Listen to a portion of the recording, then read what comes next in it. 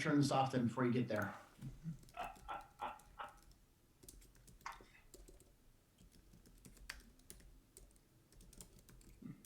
Okay, I'm watching this. Okay. All right, I am just testing. Can somebody hear audio over? Unfortunately, all we hear is you. Yeah, trust me, I apologize. I'm sorry. You're sorry. I wasn't sure if there was something else. Can someone just test the audio? Anyone can test the audio over YouTube. I'm sorry. Oh, it's working. Never mind. Okay. Yeah, it's working. And how's my mic? Yeah, we're streaming, aren't we? Yes. Streaming right now. All right. Let's do this. 3, 2, 1. We have a very special holiday introduction, including a special holiday announcement and poem from David Ladd. And I would ask all of you on the panel while we play this to just sit back, be quiet in case the audio goes over, and enjoy the holiday greeting from David Ladd. And also adjust your mics because Curtis says you're a little bit soft. Here we go. CoCoTALK is an unscripted live broadcast. Anything. Let's try this one more time. Here we go. You are watching CoCoTALK, the world's leading weekly video podcast, featuring a Tandy color computer.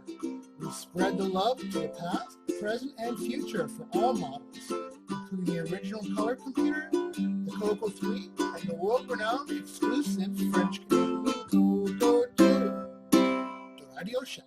8-slot MPI, floppy drive, CoCo SDC, Sound Speech Pack, Orchestra 90, RS-232 pack, modem pack, Super IDE. You start adding all those together if you want them all usable at the same time. Well, guess what? You just went over the 4-slot MPI. Sierra Online reminds you this holiday season to multitask safely. Make sure to use a Tandy Color Computer 3 with OS 9 operating system. Don't try this on a 6502. Hello, I am David Ladd, and you are watching CoCoTALK.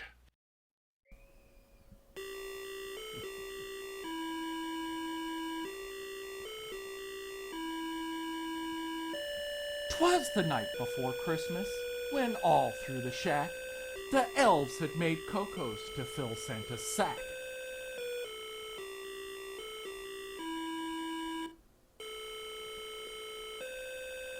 His truck was stacked up to the ceiling with pride, in hopes that Saint Nick would soon take a ride.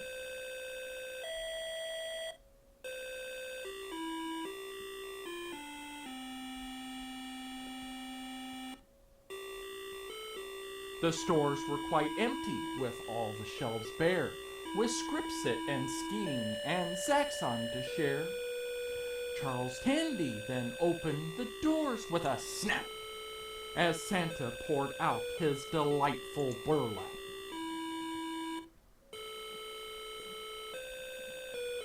The 6809 is ahead of its time.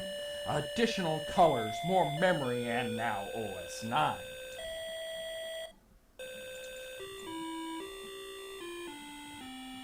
With that, Mr. Kringle took off in his sleigh and vowed to return with more goodies one day.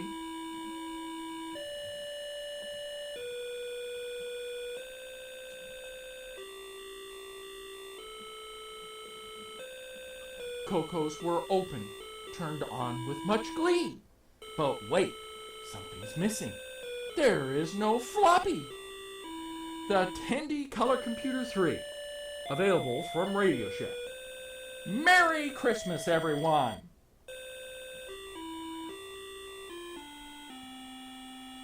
CoCoTALK is an unscripted live broadcast. Anything can and will happen. The views and opinions expressed by members of the panel and the live audience are their own and not necessarily those of the CoCoTALK show, its sponsors, affiliates, or subsidiaries. Open minds encouraged, sense of humor recommended. If any off-color comments were made, we're sorry. Hi, this is Dale Lear, designer of TRS 80 Color Baseball, and you're listening to CoCo Talk.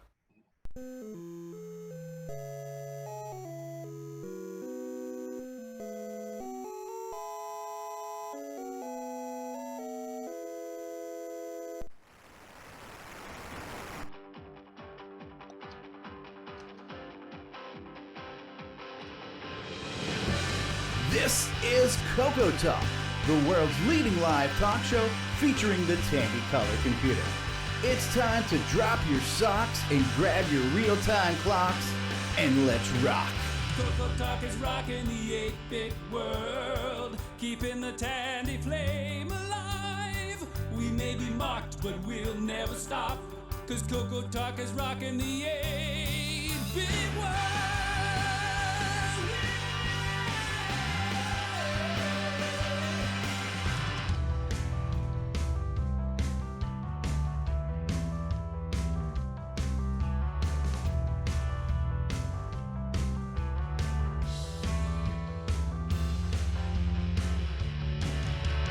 CoCoTALK is rocking the 8-bit world, keeping the Tandy flame alive.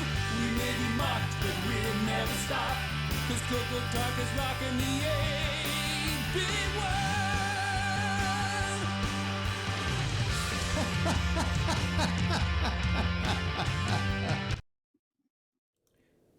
And we're back. Welcome to CoCoTALK, a CoCo Christmas. We've got a panel of luminaries, legends, and Nick Marotta. You started out so nice to me, and then I'm not sure what state of our... Now, there was some sound issues for us on the Zoom, but I'm not so sure that went through to... I think the stream was fine. I think the stream was fine because I was having some issues in Windows before the show. But I think OBS was sending out the sound. So it sounds like it... You told us to sit back and enjoy it, and we couldn't. And you couldn't. The people on the panel couldn't. We But were let down. Major. Well, you have to go back and watch the... Actually, that's the default position for this show. You should feel let down. Yeah, it's actually the standard for this show. So, yeah. So we'll have to play the Beatles song, Don't Let Me Down. We've met our goal. That's Well, ELO, isn't it? Yeah, I thought that was ELO. Don't Bring Me Down? No. Yeah, it was. Let Me Down. YOLO from, Let Me Down. Don't Don't- Face the Music, 1975. But I don't know. I go back further. Well, I think what we need for Christmas is an audio engineer. So maybe we'll get that... then we'll get that sometime next year. Yeah, it's right next to the place called Talent. Oh, we got a button for that. I just can't find it. Well, anyway, somebody... it seems like Stevie Stroh was very moved by David Ladd's Christmas greeting. So it was a joy to produce, let me tell you. Well, let's talk to our panel. In his Christmas red, Mark Overholzer. How are you doing? Hey, yeah, glad to be here as usual. And I was thinking we're going to be kind of thin, but looks like we got a great crew, and including a few new people. That's right. We sure do. I'm going to save our special guest for last, but certainly no less special is Timberman himself, Ron Delvaux. Hey, everybody, how's it going? Yahoo! It's going to be 73 today. Yes, it. I can take it. And no rain. And no rain, right? That's right. Well, don't rain on his parade. Mark B is our backup streamer, engineer, reminder of to turn on certain cameras and turn off certain other things. An all-around good guy, and ready for Christmas in his coconut T-shirt. Mark B, how are you? Hello, everybody. Happy to be here. And again, we're scooting around the Hollywood squares here. I think this is either a camera into Paul Barton's apartment or a vision of the future when after the machines have taken over. I'm not quite sure, but this is Paul Barton, I believe that's you, and how are you? And welcome to the show. Oh, thank you very much. I'm here. This machine on the right is the old CoCo Tower from Roger Taylor. Working. Working. Clicking along. So it's a repack, or it's a repack. It's got the 8 meg and a bunch of other stuff on it. Ooh, your 8 meg? Yeah, one of them. Okay, as long as it has not become self-aware. You're not looking at a picture. I've seen it. No, it does still crash once in a while. Well, we all know after watching Terminator, you can't do that with a 6809. You have to use the 6502. Yes. Right. Well, he's always on the way from point A to point B. He has an obsession, perhaps even a fetish around switches. The man, the smarter or the dumber of the two Reichert brothers, we haven't figured that out yet. Jason Reichert, CoCo Man. Howdy, yes. Traveling along the country's highways and byways.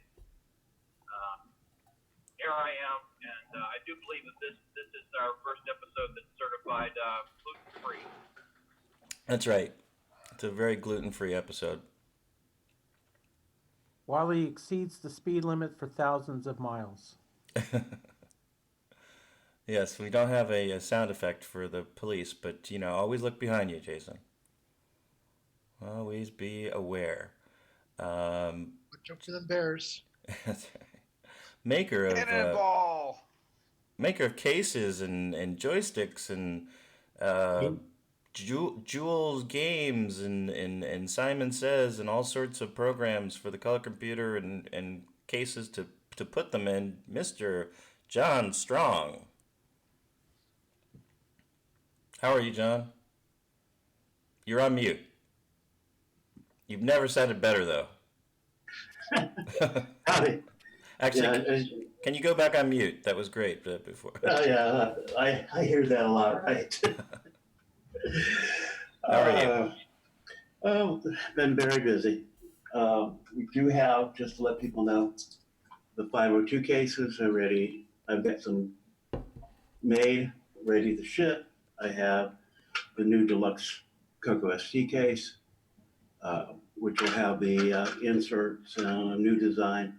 I've got some of those made and ready to ship if people are interested. There's been some requests on Facebook and such. What is the deluxe SDC case? Is that a different one from the standard one, or what's the Yes, difference? what the difference is it has a different design. It has the brass. I get this. I don't think you make it up. The brass inserts for all the screws where they work in there. And then it has a screw in the bottom, so you can have it screwed on, or it also snaps in.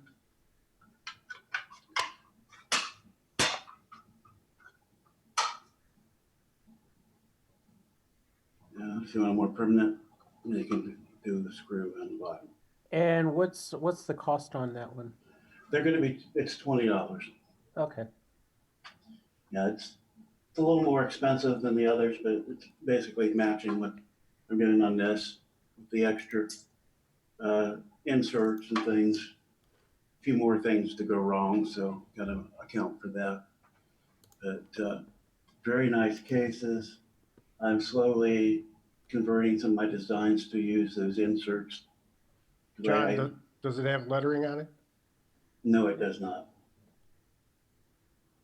Are you still taking orders for the MCX 128 case? Yes. Excellent. Yeah, I don't know. The only thing that I'm not really currently making available to hand is the old style CoCo SDC case. We have some blemish ones in stock. The new ones I'm going to go forward with printing these.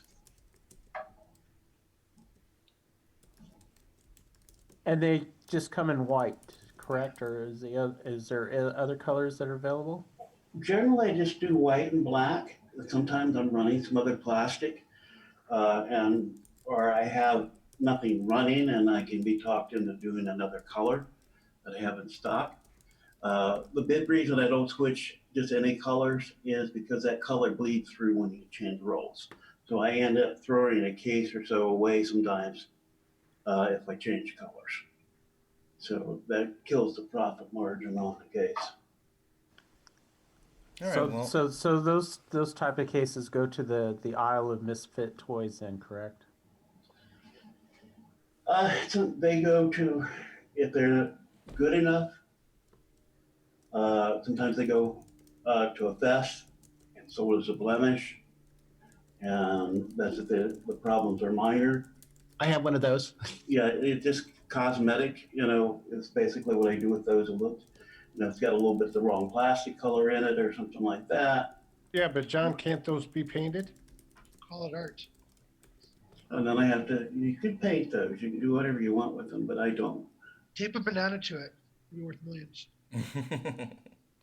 And so it just, by the time I get, if I add much more time to it, it's not going to be worth the effort on it, okay? And I'm trying to keep it reasonably priced, and make a quality product for people. David Ladd has a couple of these SDCs. He actually has a blemished one, and he's really like it the way it works, and so do I. So. Okay. All right. Well, if you want to go into any of this in more detail, just jump in, and we're going to loop back around and do some news and. Just trying to do that because again, I've got trying to get set up to do some CoCo stuff here, but I got a few chores I've got to do around the house before I can get to that. Honey-do list. You have a honey-do list. Oh yeah, and I got my CoCo-do list too. So. Okay. Thanks, John. And we had a couple comments in the live chat. I do want to say hello to Dave Phillipson, creator of Supercom, in the chat. Matchy in the chat. We've got Curtis Boyle, Curtis Boyle. Matchy saying nice vest. Thank you, Matchy. It is the only thing that's red and green that I own. I couldn't find my Santa hat, and this was made for Burning Man by a friend of mine. Many years ago. So just trying to keep in the holiday spirit. And thank you, Nick Marotta, Al Hartman, Terry Steggy. Fred is out there somewhere. And Ken Reichert says that Jason Reichert is the smarter and better looking of the Reichert brothers. Wow. Ken is how can you argue with that? I'm gonna have to agree. I'm gonna have to do a rare thing and agree with my brother. Yeah, I mean, Jason. I mean, really, what would be your counter argument for that? I mean, that's just. Well, I just wonder if his brother's been hacked and it's not him. Yes, Ken. If you need help, blink 3 times and let us know. And we talked about what I'm wearing, and I apologize in advance. Lloyd Thompson says, anyone having experience installing a CoCo VGA in a CoCo 2? We do. In fact, there's a gentleman, Brendan Donahue, who can help you with that at CoCoVGA.com. Or join our Discord server. I don't, Mark O, can you post our Discord server link in the he chat? He spelled it with a K, so he's talking about the Korean one. I think he's being cute with the K spelling. But if you join our Discord group, you can actually talk to and chat with Brendan right in the CoCo VGA channel on the Color Computer Discord server. So please join us on Discord, and then we'll be talking about Jim Gary and all sorts of fun news. So continuing on with the panel, you know him, you love him. He's got a ukulele. Don't hold that against him. It's Nick Marotta.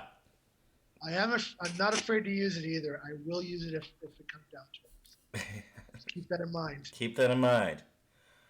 How's everybody doing this wonderful few days before? Pretty good. What you got on your computer back there? I have sent from our friend Bruce a personalized Joey and CoCo Christmas card. D. Bruce Moore? From D. Bruce Moore.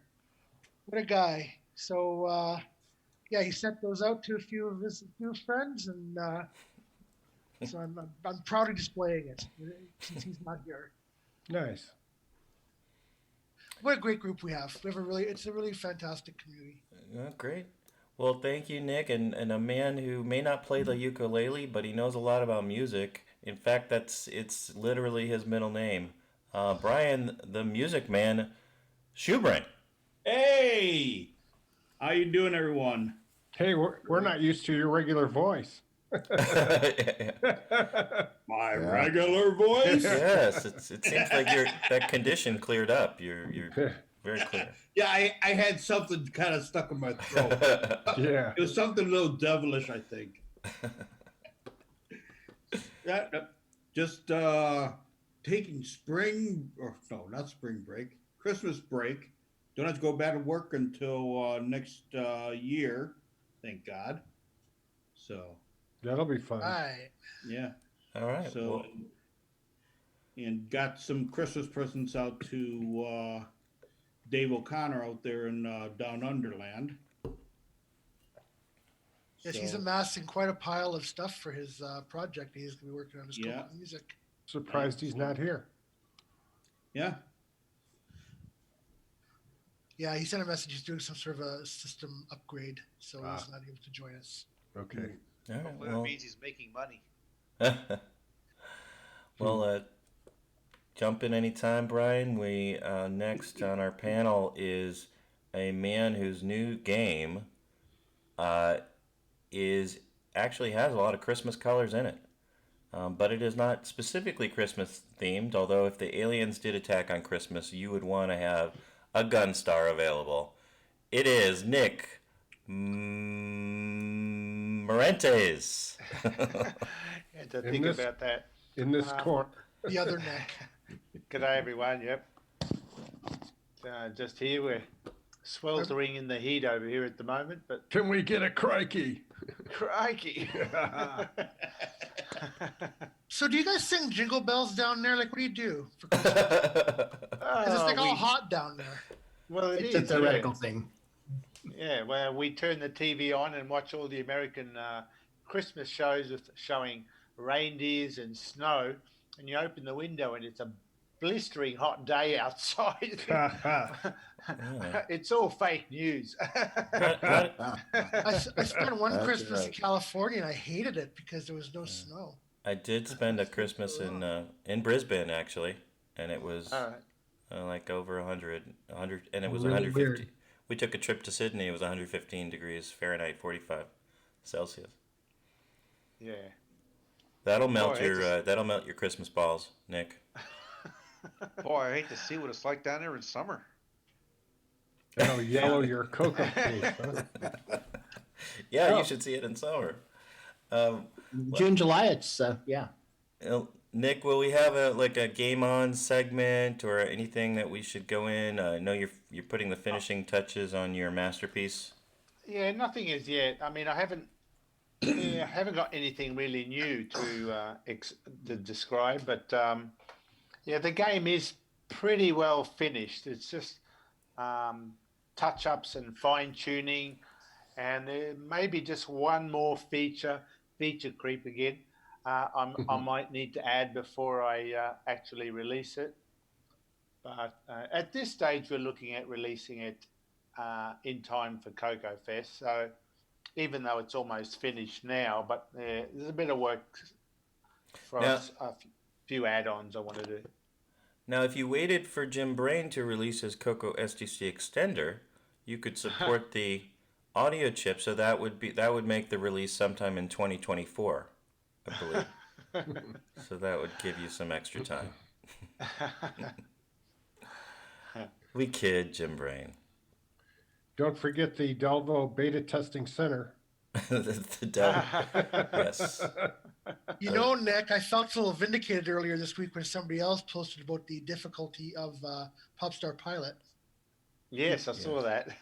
So I was like, yes, it's not just me. It's not just me, but once you get over the first learning curve of it, the rest of the levels will get a lot easier. But somebody who knows a few things about making levels, you see how my segues work? That was an amazing segue. Yeah, thank you, Nick. You took a course, didn't you? Yes. Correspondence course. Yes. Nick Marotta cashed the check, I can see. Yes, thank you. But someone who knows a few things about levels and has made last year released something called Digger 3 Holiday Preview, has an amazing level called the Bat Cave that I was able to get past after an entire afternoon, and which I then died in the final level of level 5. But we might play that a little bit later on in the show. And he is working on the final official release of Digger 3 and an all-around personality in the community. I'm sure he'll have some words of wisdom for us today. Chet Simpson, are you out there? Yes, I am. I'm sitting here enjoying a nice little game of Shanghai at the moment. I wasn't sure what that last word was going to be, but I'm glad it's Shanghai. Yes, Shanghai is an awesome game. Indeed. So, what's your overall? What you have some Christmas plans, or you're going to be working on Digger, or what's going on? Yeah, I'm gonna have breakfast with the family tomorrow, and then I'm gonna do some level design and get some things out of the way, and then I've got some holiday time coming up that I'll spend split between doing some family stuff and working on Digger, get some of the final touches, the list of levels out of the way, and all of that last minute detail kind of thing that has to be done on these kind of projects.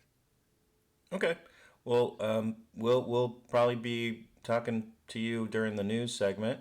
I think we've got we're going to do our special guest. We're going to take a break here in a second and talk to our special guest, and then we'll do news, and that's when we'll probably talk about Digger 3, but just jump in as needed. Indeed. All right. Well, don't forget the dumpster fire there. Believe me, who could ever forget the man who coined the term dumpster fire, and we all thought it was a pretty accurate description of the show. Richard Larbieski, boysontech.com. Yay, I'm here. I must apologize. I tried really hard to do a Christmas card, but the fire department wouldn't allow me to put a dumpster inside the fireplace. So. Well, Richard, for you, this sounds like that you're in a good mood, by your standards. Oh yeah, yes. My people skills are on full blast right now. Oh, you almost sound pleasant. Yes, I know. Shut up. All right. Well, with that, there's who just joined? Who's just joined? Oh, I forgot to say please. Oh yes, please. Oh, that's all the difference. Oh, okay. All right. Well, I think we've introduced everybody except our special guest. So we're going to take a commercial break, and we will be back with Mr. Bill Pierce. We'll be right back after these messages. Radio Shack has something for everyone this Christmas. Like an AM/FM clock radio with snooze button, brightness control, and battery backup. Only $29.95. Or a stylish telephone with one-button memory dialing and handy hold button. Just $69.95. For real convenience, get a cordless telephone. Use it anywhere in or around the house. On sale for $99.95. Radio Shack. This Christmas, it's your electronic wonderland. The Bakers. Now they like a family present. Let's see now. Tandy's color computer system with its own carry-home pack. That's a family affair. Wow, Dad, a color computer. A computer cassette recorder. And Aussie Accountant. That's for me. And OzQuiz for my school project. And 2 joysticks and a Butte game. Okay, who's the expert? Me, Dad. Thank you, Tandy. Santa. Every Christmas, Santa's little helpers go shopping at Radio Shack.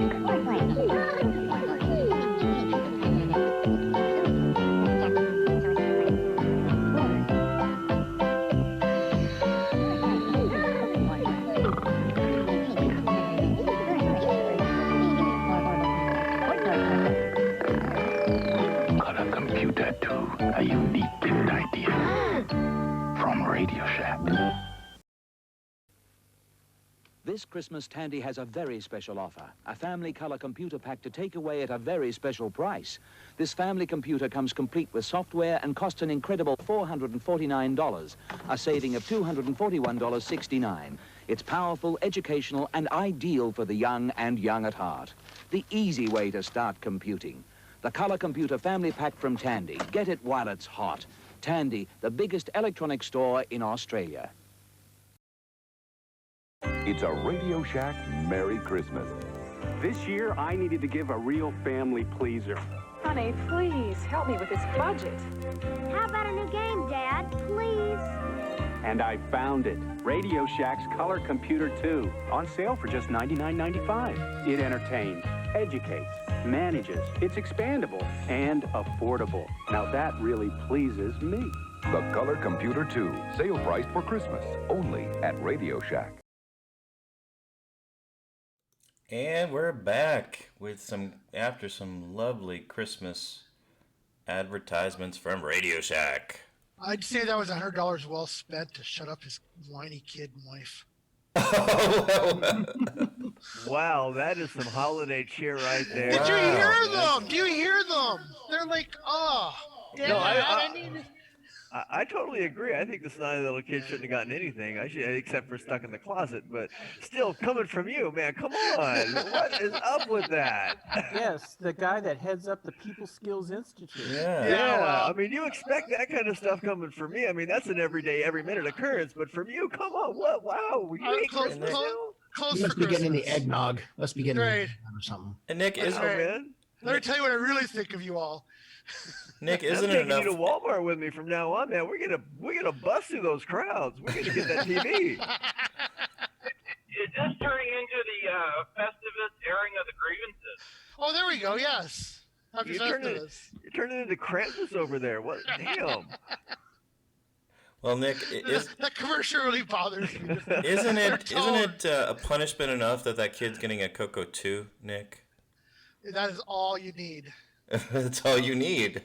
All you need. Anything else is Especially if it extraneous. has 64K. That's Yes. right. Really. Anything else is just bragging. That's right. Hey, original 64K CoCo 1 white case did it for me, man. Nice.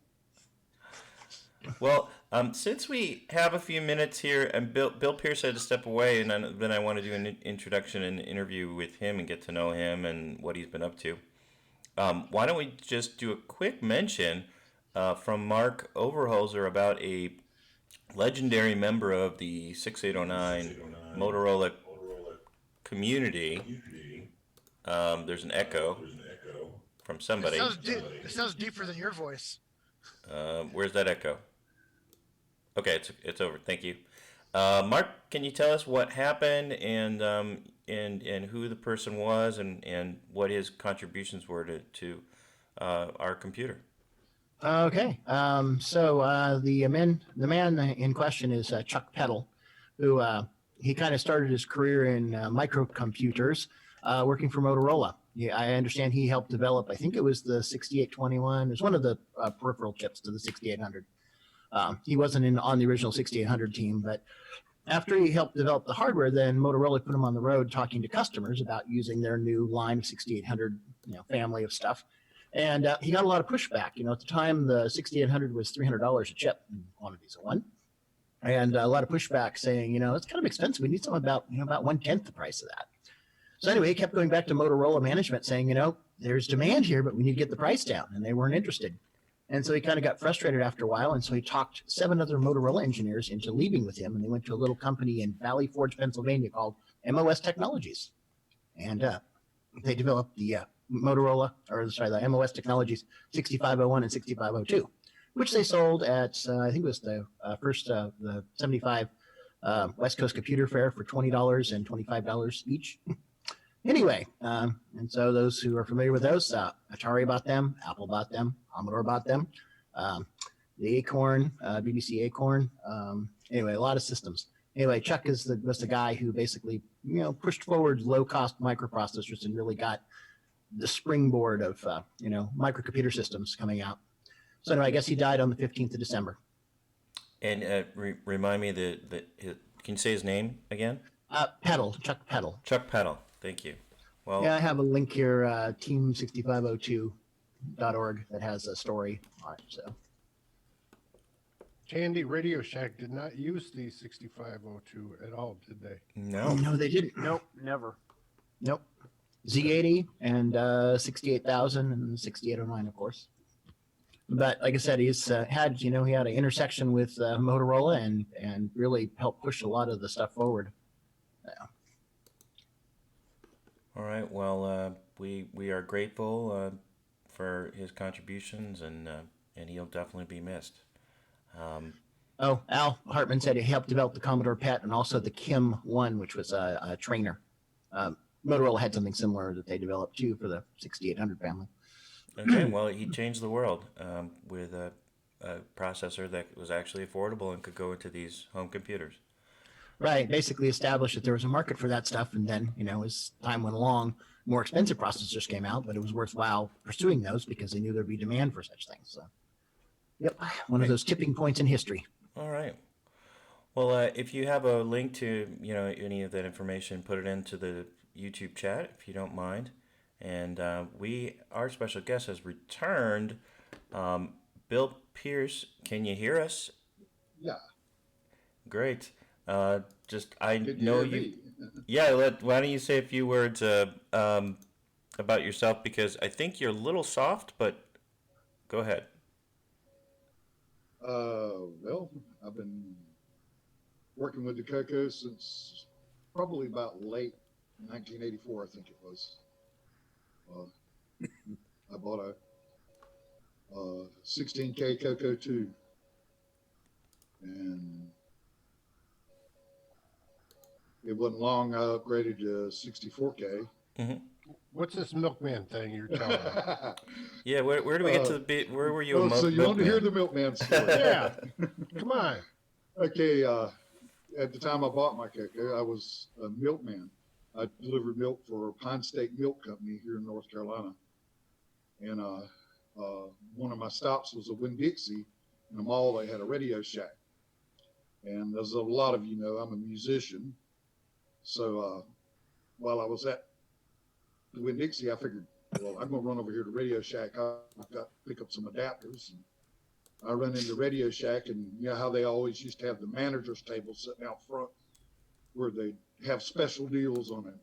Well, sitting on the manager's table was this little white box with a keyboard in it, and had this cartridge plugged in the side of it. And sitting behind that was a little color TV.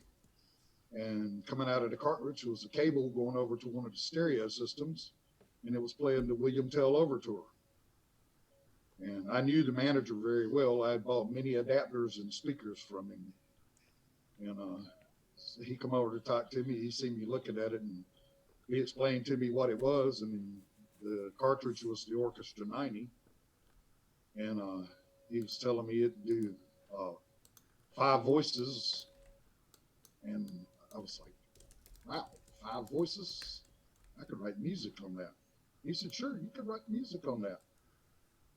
So needless to say, I walked out of the Radio Shack that day with a 16K CoCo and Orchestra 90. I think the CoCo was $69 for the 16K CoCo. They were trying to get rid of them. And I paid $79 for the Orchestra 90. Huh. And I carried on from there. I went from the Orchestra 90 to Lyra, and then from there to Ultimuse 3. And I used Ultimuse 3 right on till after I got my first PC, because MIDI software was just too expensive for the PC at the time. So I Now, kept right on. Did you also include the CoCo with your music? The music you used to make, with your guitars and stuff. Oh yeah. I actually used it in live performance. I used to do a little acoustic show, and I'd have like bass and drums and keys playing in the background on the CoCo. Oh, cool. I did that quite often. And Do I you tried have to talk to one of the bands I was playing in into using it, and they were like, no, we don't want no computer music. But Do you have a website? Yeah. Yeah, we can post that in the chat. The Barn Studios website. Yeah, I was going to say some of you got to have it linked. Yeah, we'll post it. I'll post it in the chat. Yeah. Yeah, it's actually got some of the music there that I do. I mainly play guitar, but I also play keyboards, bass, drums, two vocals.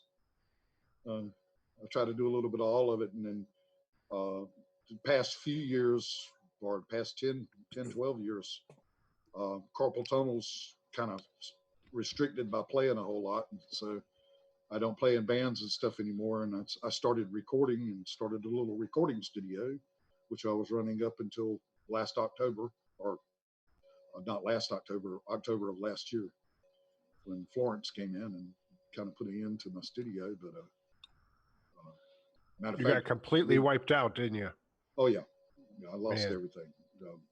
My home, my studio, everything. I mean, I walked out of there. We packed a few clothes in the bags because it was. I mean, hurricanes were pretty normal here. I mean, we get them every year, and so it was no big deal.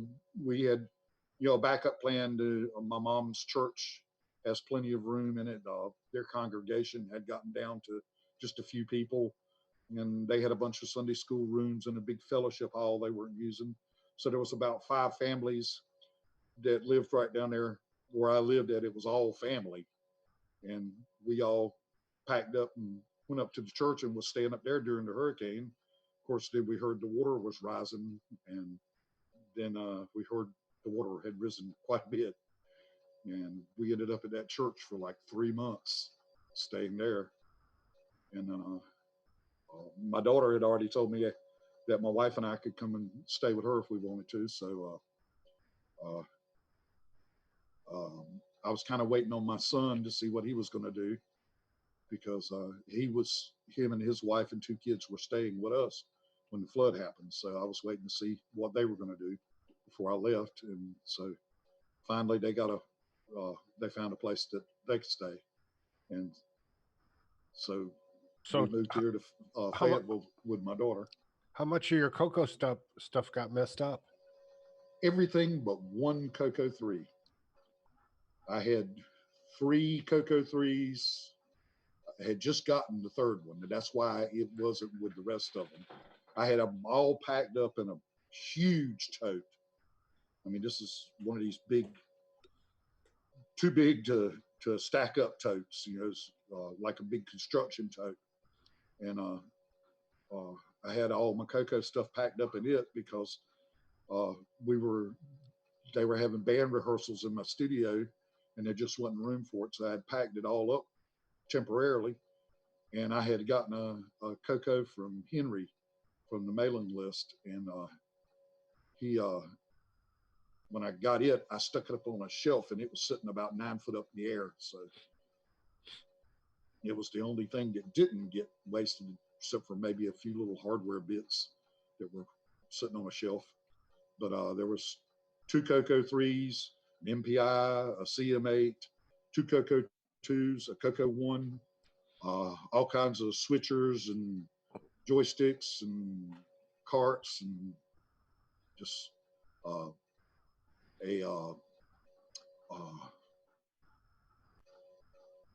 can't remember what kind of hard drive it was. It was the hard drives no longer worked, but I still had the controller and all for it. Which, matter of fact, I think the controller is still sitting on the shelf, so it might be okay. So does your house still exist? Only it's completely... Yeah, it's still there. It was a mobile home, and it's trashed. I mean, it's the sheetrock's just kind of hanging there, and the water got up 5 foot, or about 5.5 foot on the inside, and you consider it set about 3 foot up off the ground. So the water was over 8 foot outside. And it's hard to imagine your yard being 8 foot deep in water. Yeah. And everything you own floating away. Is that when you moved from developing on hardware to doing most of your development on VCC? No, actually, I've used VCC all along. I always had the hardware sitting there because I keep everything connected through DriveWire. So I get something going in just a few seconds, I can have it running on hardware. But I like to use VCC because mostly I work in OS 9 right to start with. And the editor that I use in VCC, I can overclock VCC and the editor is instantaneous and it's just like typing on a PC. So it makes it a whole lot easier when I'm sitting there working. 25. And so you accelerated to 25 megahertz? no, I run it at 89. Oh. Now, if I'm using the CoCo 3 FPGA, I'll run it at 25. Matter of fact, that also survived. My CoCo 3 FPGA. It was sitting on my desk in my studio, but it was in the cardboard box that had been shipped to me inside the foam inside, in plastic. And the box floated because of the foam inside of it. And the foam got damp and everything in it got damp but didn't get wet. Yeah. And, in looking at it, the only thing I see that I'm probably going to have to clean up before I start it up is the pins on the switches. There's what is it, like 5 or 6 switches on the side of it, and the pins on the switches are tin, and they've rusted a little bit. So I'm going to spray them down with some contact cleaner and take a soft wire brush and kind of lightly go over them and clean the rust off of them. And other than that, it doesn't look like it's damaged at all. I'm hoping it'll crank right up. In the live chat, Dave Phillipson says, Bill helped me a whole bunch on the CoCo 3 FPGA wiki page. Thanks again, Bill. Yeah, I like Dave. Dave's a great guy. I've enjoyed working with him.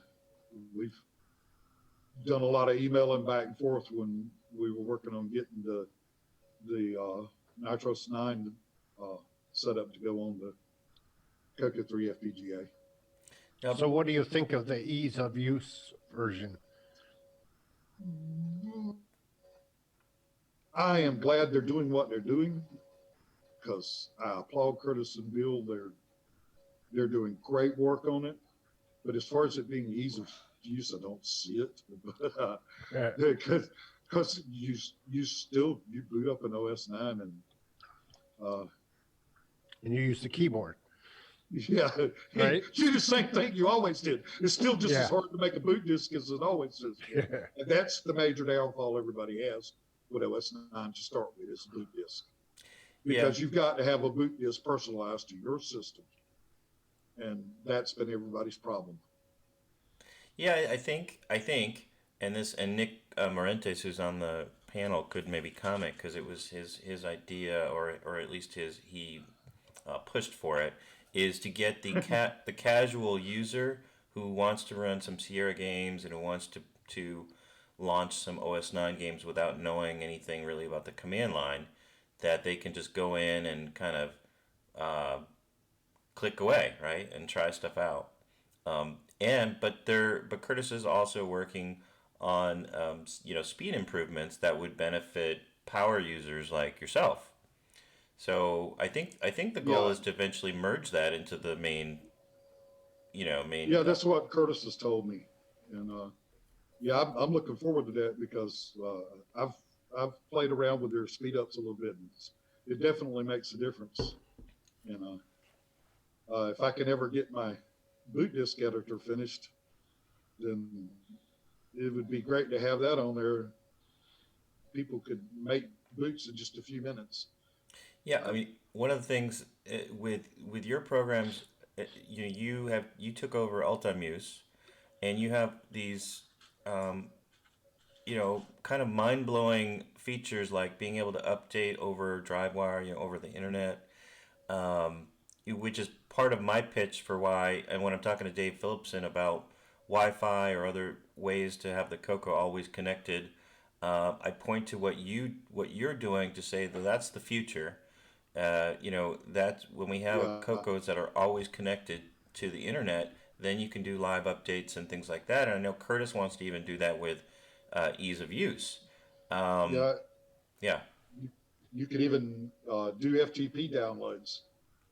The only problem there is with that right now is a lot of your FTP sites are going to, certain levels of security to where you can't just direct download anymore. That was like, take Dropbox, for instance. I used to keep all my files on Dropbox because I could put a link up, people could download. Well, now if you put a link up in Dropbox, people go there, then you get offered to join Dropbox, and you got to agree to it. You got to do all this. It's not a direct download, so you can't directly download it to the CoCo anymore. And I was doing my internet updates from there, and luckily somebody in CoCo group offered me some free web space and basically told me it was kind of unlimited, put what I wanted on there, and I've started using that. And any links you see me post, that's where that's going to, is that website or that server. And if you've got FTPs that don't have the security and the say like the CoCo archives, that's basically a website. That's not a FTP. So you couldn't download things directly from it unless you already knew the link in advance. Then I think you could actually download it directly, but you would have to know the link in advance. You couldn't get a directory. DriveWire will do a directory over a normal FTP, which is really cool. I mean, you used to could do it on Artsy, and then Artsy beefed up their security, and you can't do it on Artsy anymore. It'll come back and tell you you don't have permission. I've even got security clearance on there to where I can move files around on Artsy. Alan, the guy who runs it, he gave me security a long time ago to do some cleanup on there, and I never got around to it. But I can't even download by putting my password and all in. I've tried all kinds of things. Now, is the latest version of Ultimuse on your website for people? Yeah, it should be. I probably need to update it because I found a bug in something on it. I don't remember what it was, and fixed it, and I probably need to update that. Okay, because it's not something you would normally run into, but well, for people that don't know what that is, can you explain what it is? Thank you, Ron. Ron. Ultimuse, it's a 16-track MIDI sequencer. It's software. Yeah, it's software. You can run MIDI out the serial port or out of MIDI pack or through DriveWire. I mostly do MIDI these days through DriveWire. I know Brian knows Ultimuse pretty well. Brian and I talk through email quite a bit. It's good to see your face. But it has what is it? 7 different staff types in the latest version, I think. And you can have as many staffs on screen as you want. So you can basically do out arrangements. You can put horns on one staff. You can put, guitars on one staff, bass on one staff, percussion on one staff. And it's pretty amazing what Mike put into that software. I mean, and then you look at the source code and it's mind-boggling. I printed up the source code at one point on just standard 8x11 paper, and I only printed one side of the paper, but printing up all the files in the source code, it took a 5-inch binder to hold all the sources. Wow. It is huge. There's over 150 files in the sources, which make up 13 actual files. But Mike's pretty much a genius at C programming. And in terms of connectivity, so if you're using DriveWire and you're running the MIDI over DriveWire, so what are you doing on the PC? Are you? There's all kinds of software synthesizers that you can download.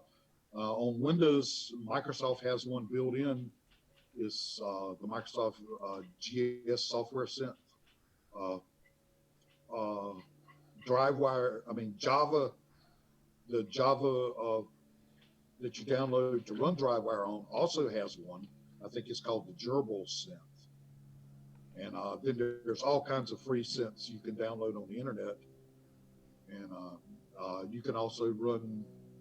I use it to run through my PC sequencer that I use in the studio.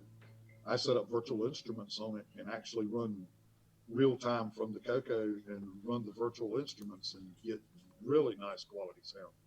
If I hadn't had it set up right now, I'd demonstrate it, but I don't have anything set up like that right now. Yeah, Curtis is saying in the chat, DriveWire uses the PC as the MIDI synthesizer itself, with CoCo supplying the MIDI stream to actually play. Yeah. Now, originally I wanted to, because I had a keyboard that had only USB MIDI, so I wanted to connect my keyboard to the PC, and then have that somehow talk to the CoCo over DriveWire. You can do it. You can do it. And I couldn't figure that out. Now I don't have that keyboard anymore, so I'm probably going to get a Yamaha MX88, which has physical, MIDI ports. So I could. You need a MIDI loopback program, and what this does is it takes any MIDI coming in, and you can route it out to whatever ports you have available, and it's kind of like just a jumper software. I use one. Let's see, what's the name of it? It's right here. It's running right now. I use one. It's called Loop B, LOOPBE. Okay. And you can, any MIDI ports you have on your machine, you can route any input you have to any output you have, and it's really nice. So, say you've got the driver set up for your USB MIDI. You've got DriveWire coming in. In DriveWire, you pick your configuration for the Loop B output. And then in Loop B, you just point it to your MIDI, your USB MIDI, and it go right through. Okay, because that way you could mix, even if I got the Yamaha MX88, I could attach that via USB to the computer and then mix CoCo sounds with other sounds, right? And I could do something. You could with the right software. Multiple inputs. Because obviously, if you connect the keyboard directly to CoCo, then you're limited to that one way, that A to B connection. Curtis is saying you can also do it right out of the Bitbanger to a synthesizer or through a MIDI hardware card. That's the way I ran for years. I couldn't afford a MIDI pack, so I had a cable, and it went directly from the Bitbanger port to the keyboard. And that's, like I said, that's the way I ran for years. I had a Yamaha PRS 500 keyboard, and it had general MIDI on it, and so I could run all my instruments off of it.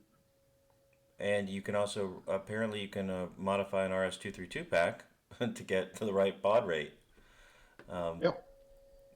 So the other thing I talked to you, or I mentioned you on Facebook about, was there was a MIDI card run done in 2016, and it was right before I joined the community. So now I'd really love a MIDI cartridge, but I don't know if that's going to be produced again.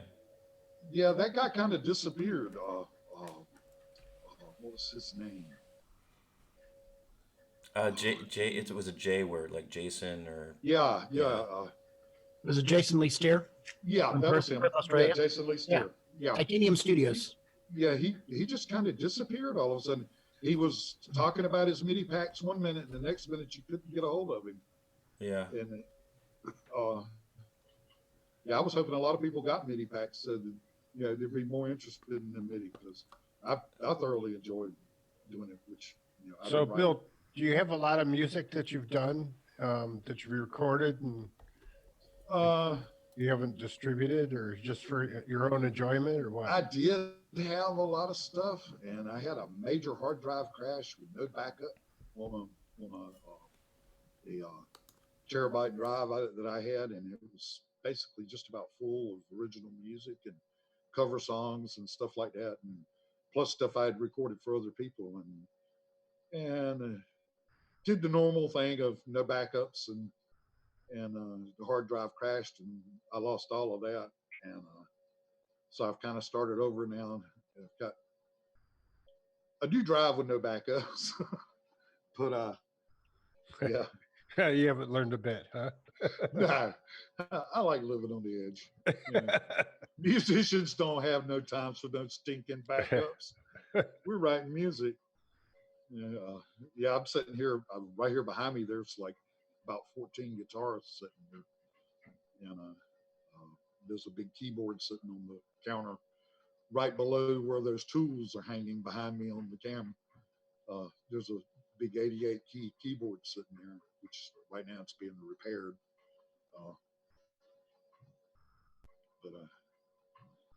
So you So got. have you? Oh, go ahead, Ron. Well, have you talked with Dave O'Connor much?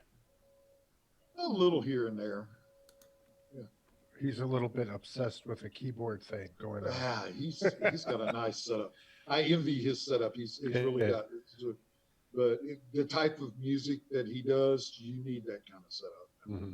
He's that. I'm more into more mainstream type stuff, so I don't really need that kind of setup. I'd give anything for a Hammond B3 though. That's for sure.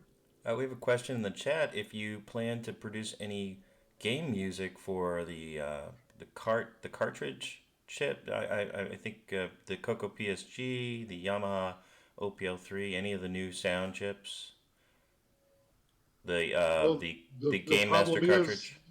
The problem is you have to have them to be able to program for. Yeah, that is the problem. And when you're just when you're basically living in a garage, it's kind of hard to do. So you're I'll get around to it. I'm hearing you're open-minded to it.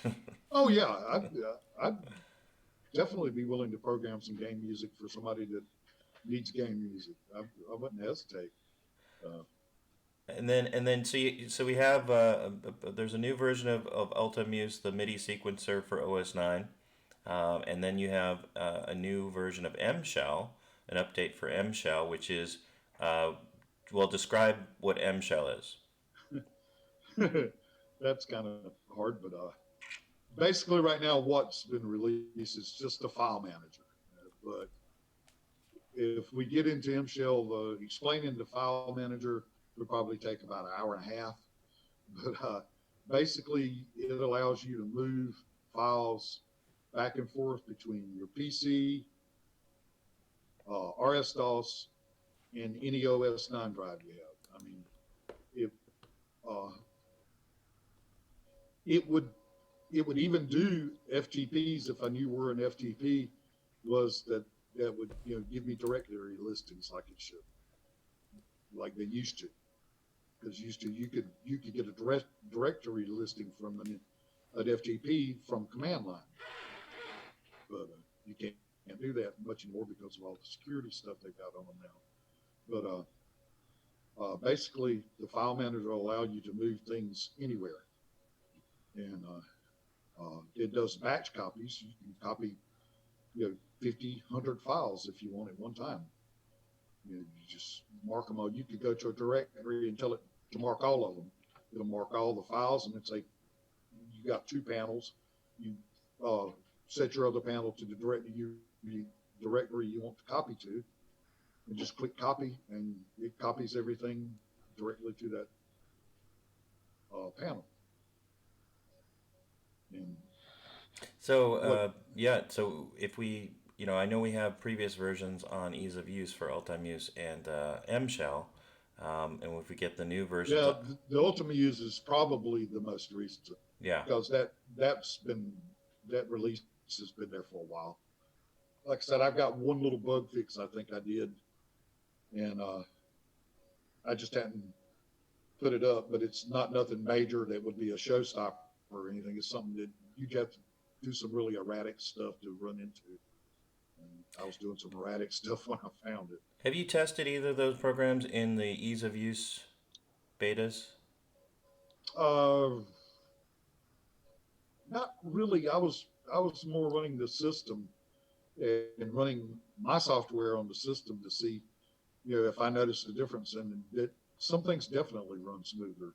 I mean, I could see the graphics definitely were smoother, and things seemed to scroll just a little faster. Well, now we have VCC version C that will run the EOU better. Yep. Yeah. Yep, those 6309 fixes are looking nice. All right. Well, yeah, we got to thank Waters and Body for that, for sure.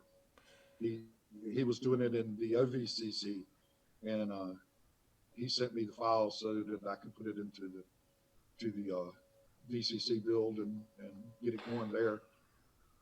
Hey, do you know anything about the Bjork version of VCC? That was actually the original title of VCC.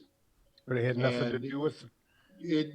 He named it that because he said Steve inspired him. Oh. As far as a programmer. And from what I understand, Steve asked him not to name it that, and so he changed it to VCC. Okay. Because I think the original version is on the Christmas DVD that Roger Taylor. Yeah, it's almost almost non-functional, because that was like version like zero. Yeah, and because he changed it pretty early on in the game. I mean, I remember running, I don't know, version 1.0 something, and it was like 1.01 or something like that. And it was already VCC then. But, Curtis has a question for Bill. Yeah. Go ahead, Mark. Well, he said, ask Bill, how is RS-DOS game graphic programming going? Like the hardware scrolling stuff you've been fiddling with. Well, I haven't done anything else in it. I'm playing around with an idea, and if it works, then I might try to do something. But I'm still kind of feeling my way around, because I'm so used to in OS 9, everything's done for you. I mean, it's already, the wheel has already been invented, and all you got to do is system calls to get it going. It's like a high-wire act without the safety net. Bill, did you ever hook up with Paul Barton much? Actually, I've been talking to him a little bit right here lately. Oh.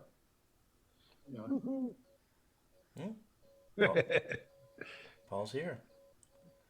Yeah. Yeah. So I see him sitting over there. Yeah. So yeah, it's more of a struggle, right? You got to write every single thing for the 6809, 6309 to do. Yeah, working at RS-DOS is definitely a different story. And I'm used to having disk drivers sitting there that all I got to do is do a write command and it writes. And instead, you've got to interface either into RS-DOS or write your own code for disk drives. All that stuff gets monotonous after a while. I want to write software. I don't want to write drivers. That's right. You hear that, Nick Morentes? You're supposed to write the drivers once and then use them for all your future projects. Yep. Well, Paul's got a bunch of hard drives hooked to his machine. He does. Multiple mini. Yeah. Well, Bill, I have a question. So if we want to optimize Ultimuse, M-Shell for ease of use, and we want to interact with you, is Facebook the only way? Are you planning to join the Discord server? What's the best way to kind of go back and forth? I'm on Facebook at least 2 or 3 times a day. I don't have it on my phone, so I have to actually log in on my computer. But also I monitor the mail list. Okay. And I don't get into too many of the like chat systems and stuff like that. If it's a matter of finding time to do stuff like that. Yeah, like Facebook, I could get over there, scroll a few minutes, find out who's doing what, get off and go back to doing what I was doing. Whereas you get to talking to people, you end up talking to them for hours. Yeah, well, I hate to tell Start you. dumpster fires. Yeah, you might like Discord too much then. I have a feeling. Because there's some pretty heavy technical details and OS 9 channel and all sorts of things. So maybe you're wise to stick with Facebook, but hopefully you're supportive to us getting that Curtis getting those programs working well. Yeah, Curtis, you get up with me anytime, and he knows how to get up with me. All right. Well, anyone else on the panel have a question for Bill? We can anyone, or we can take a break and. One more thing, Bill. So, what does the future look like for yourself? Are you going to get another place to live, or are you going to set up a bunch of CoCo stuff? Or actually, my daughter is having this garage that I'm in right now. It's going to be remodeled into an apartment, and my wife and I will be living here. But I'm hoping that I can sell my land back home where my home was at.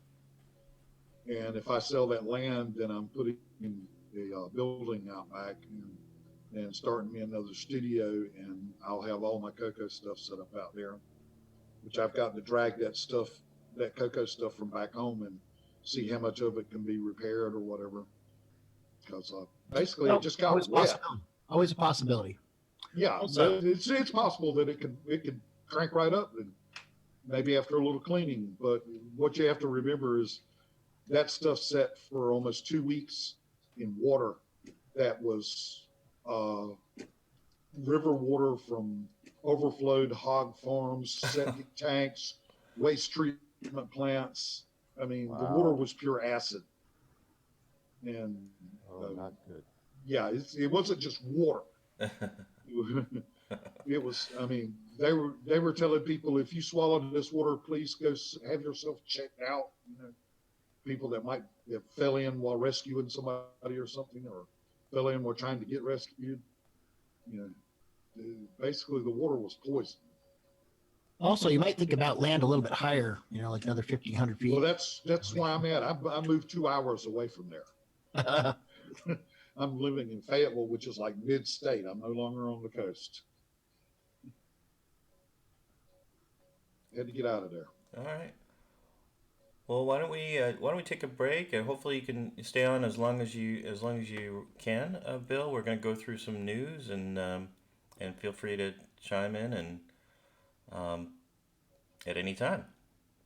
All right. Well, I got to kind of take a break myself. I have to get up and walk around every so often. That's right. And I'm thinking, Brandavo may have to pee by now. So let's do it. We always want to be sensitive to that. All right, we'll be right back after these messages. Hello, this is Grant Leedy with CoCoTALK. Got your Coco 3 yet? From the makers of the Switcheroo.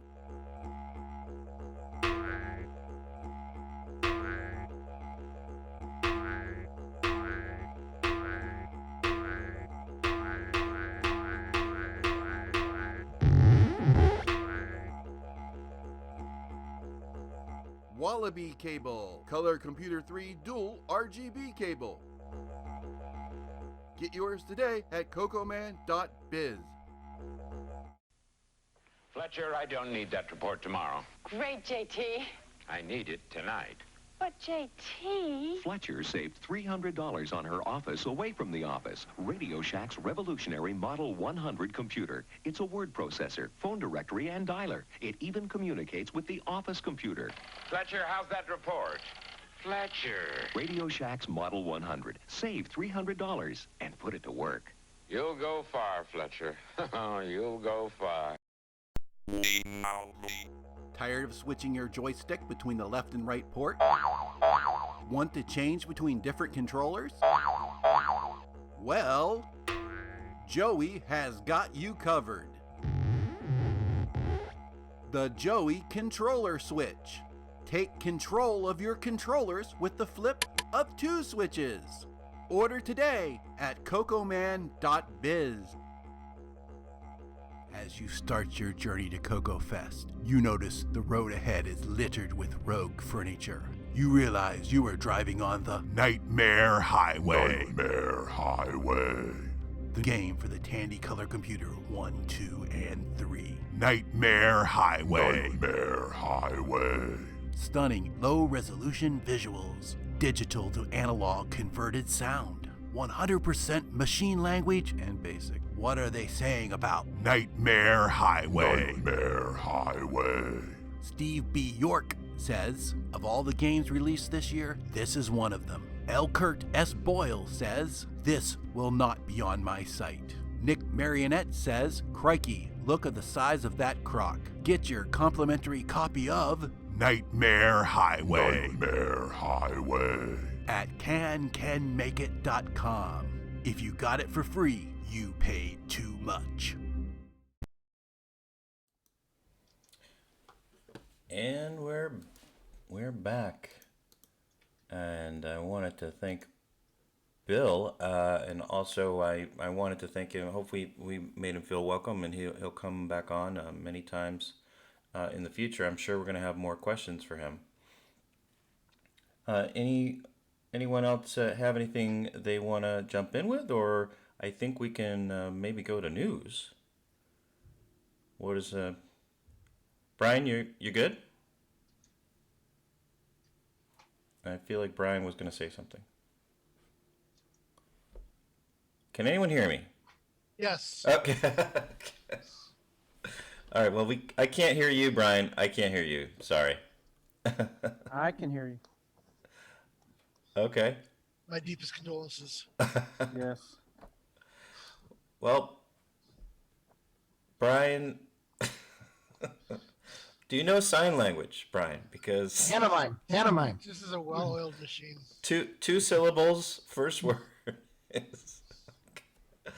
Just tap your hoof 2 times. Yes, exactly. All right. Well, Brian will have a lot to say. You can reach him on Facebook and many other places. 139 episodes, ladies and gentlemen. We haven't heard a damn thing. We still haven't figured out our audio systems. Anyway, I think it's time for news.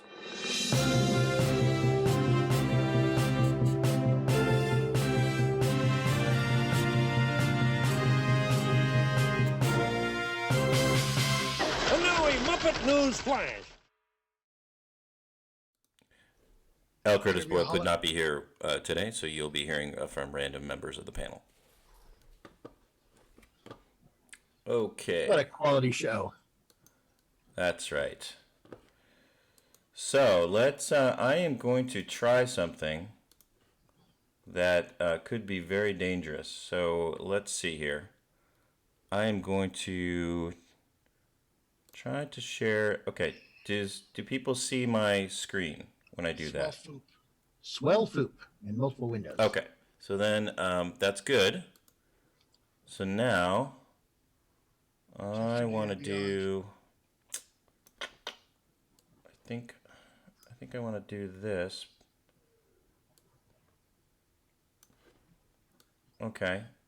Does that look okay, Mark, under the circumstances? Did I lose you, Mark? Yes, you did. What did you want me to do? That's our producer, Mark Overholzer, right there in the booth. Okay, well, Mark, does this look okay? There's no infinity effect or anything like that?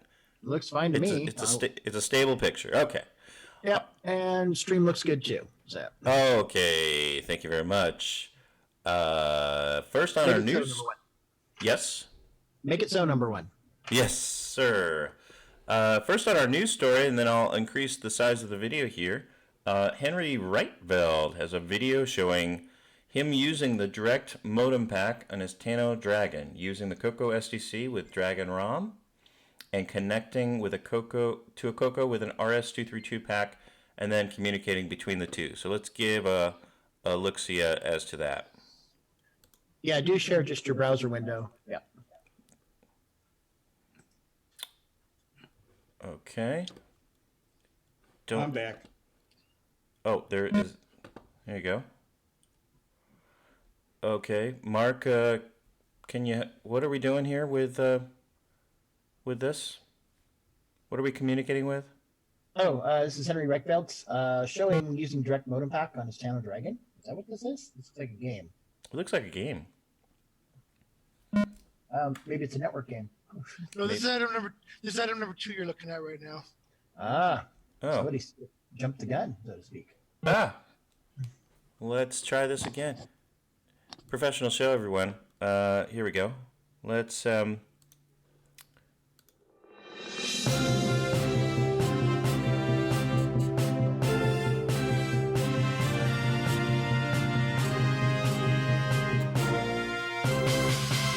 now a Muppet News Flash. So first on our list. I thought this was Christmas, not Groundhog Day. First on our list, and I'll make it a new list over here. Okay, first on our list is Henry Reichbeld and his communication engineering skills, his networking engineering skills with a Tano Dragon. Here we go. Share the browser screen. That'll work too.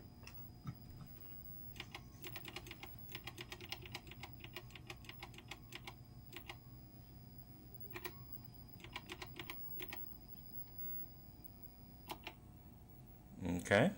An authentic CoCo keyboard? Sounds like it. Sounds like it. Okay, we got the second computer here.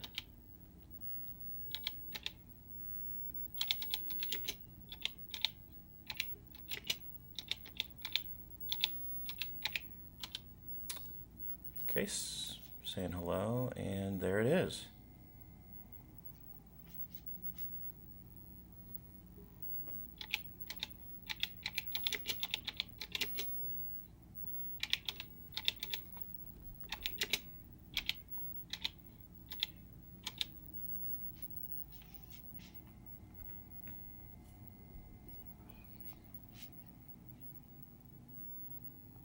Okay. All right. He was using the Direct Connect modem pack with his Tano Dragon and CoCo STC with another CoCo. Great job there. And we will go back to Jim Gary has an update to his MC10 game Swell Foop. You may have seen this earlier in the show, which is a low-resolution game originally for the VidPack C7420 and has gameplay similar to Todd Wallace's upcoming CoCo 3 game, Click-O-Mania. And this version is slightly sped up, and it's a newer version. And so we'll look at that. So if it's similar to the Lord Dragon's game for the CoCo 3, you're picking out colors that have corresponding blocks of colors next to them. And then I guess these are going to drop, right?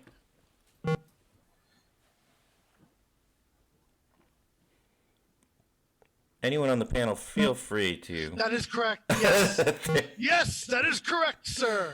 Yes, the blocks drop down. Whatever colors match, the blocks drop. And your goal is to eliminate all the colors. I don't mind if people on the panel take naps, but you can't all take a nap at the same time. That's my only rule. All right, who's got the schedule? Yes, that's right. You could get the same game in Linux. Okay. It's the same game. So it sounds like this is a very popular different puzzle game. So we will provide the links for this in the chat. I'm working on it. Have to edit for content length. 200 character limit on YouTube. Okay. I think we get the point of this game, though, and it looks like it's very well done for the MC10. And we will go to the next Jim Gary game on our list. It's called Battle at Sea. converted from the CP400 to the MC10. Now, can somebody tell me what a CP400 is? That is a Brazilian clone of the CoCo. Ah, thank you. So that is why it's called Batalha no Mar. It's correct.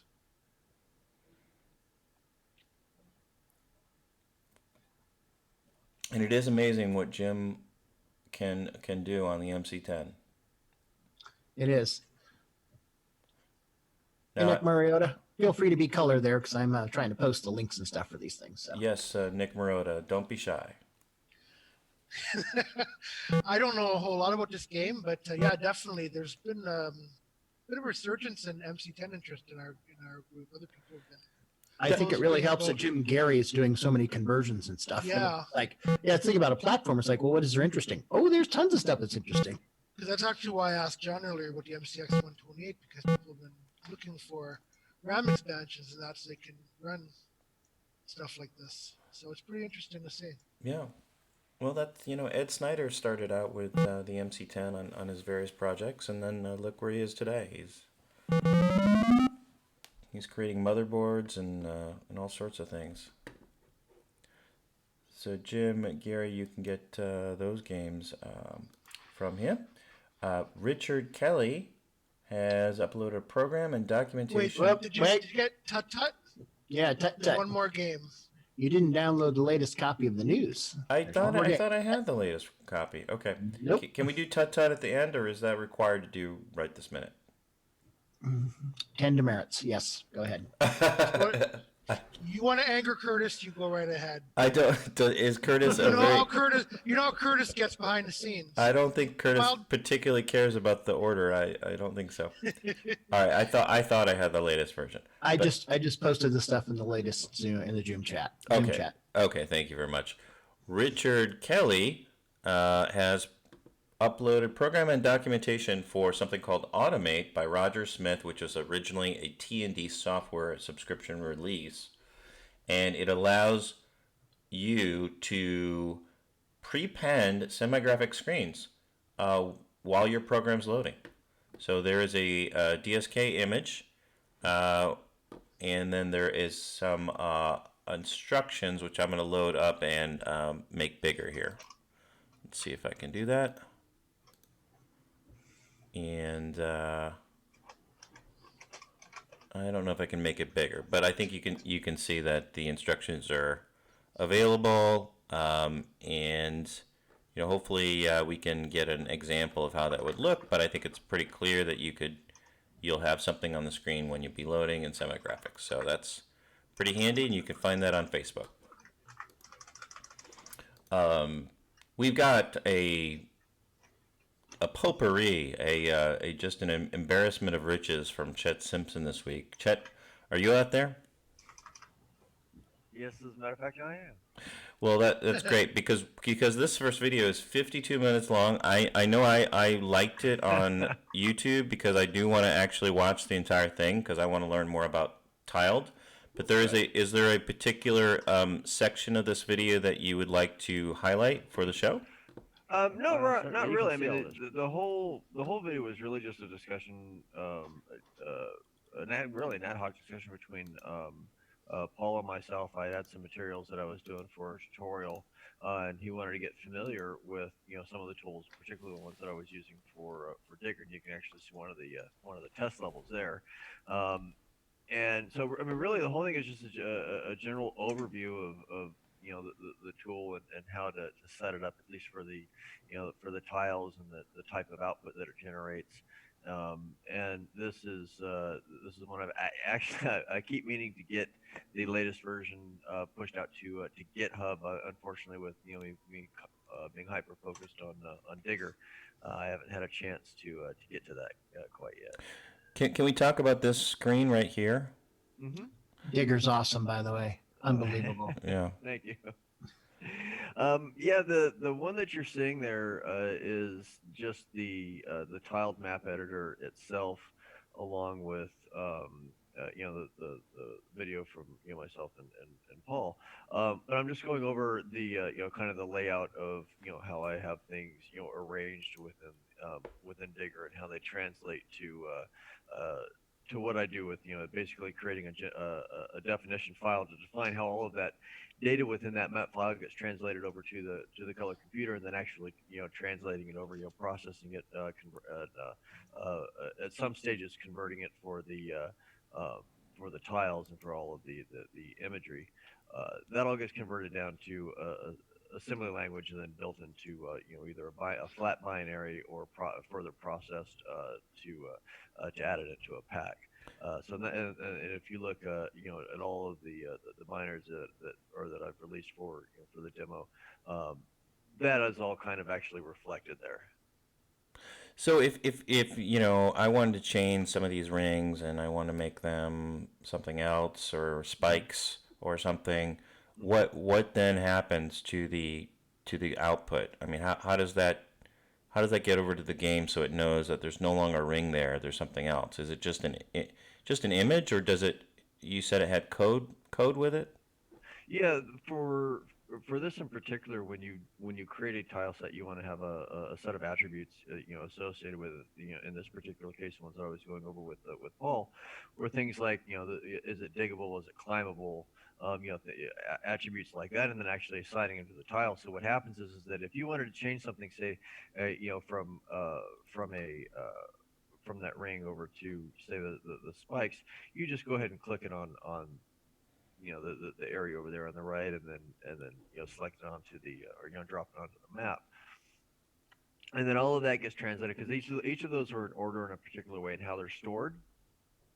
So and Tiled automatically assigns them a unique ID, and then there's those attributes that are associated with it. So what the conversion tool does is it goes in and consolidates all of those IDs, gives you a list of them, takes all of those attributes, converts them into something that you can use, data structures, code, symbolics, and all of that, so you don't get confused and don't have to go through and change anything manually. And then you can include that into your own code. So if I wanted to take, say, this level, I would generate it as a series of SCB statements, and each set of elements in this map would be saved out. All of those orange boxes, which are one layer, those are the various creatures. The blue ones are the bats. The red ones are the gomers.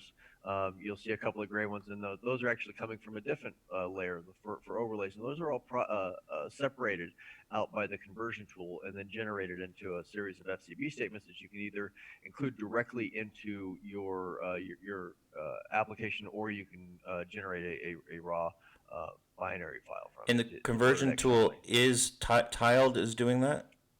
No, the conversion tool that I've created is actually handling all of that conversion process. Okay. Tiled it just allows you to author the content, and that's great. But the problem is that the formats that it saves it in, it saves it in XML. That there are a few features in there that don't really translate well, so I'm not really supporting them yet. So they're all stored in XML. They're stored in really kind of a common format for that particular tool, and that other developers using modern or doing modern game development can use. But that doesn't translate well over to the color computer. So taking all of that and consolidating it and being able to translate it in, with a single tool or a single series of tools makes it much easier, because things like that tile set, you have all of those attributes to it, you have all the imagery to it. Well, you want to be able to take all of that, all of your levels, process them at the same time, and spit out one set of data that's as optimized and as common to one another as possible. And that's what my goal is for this particular tool.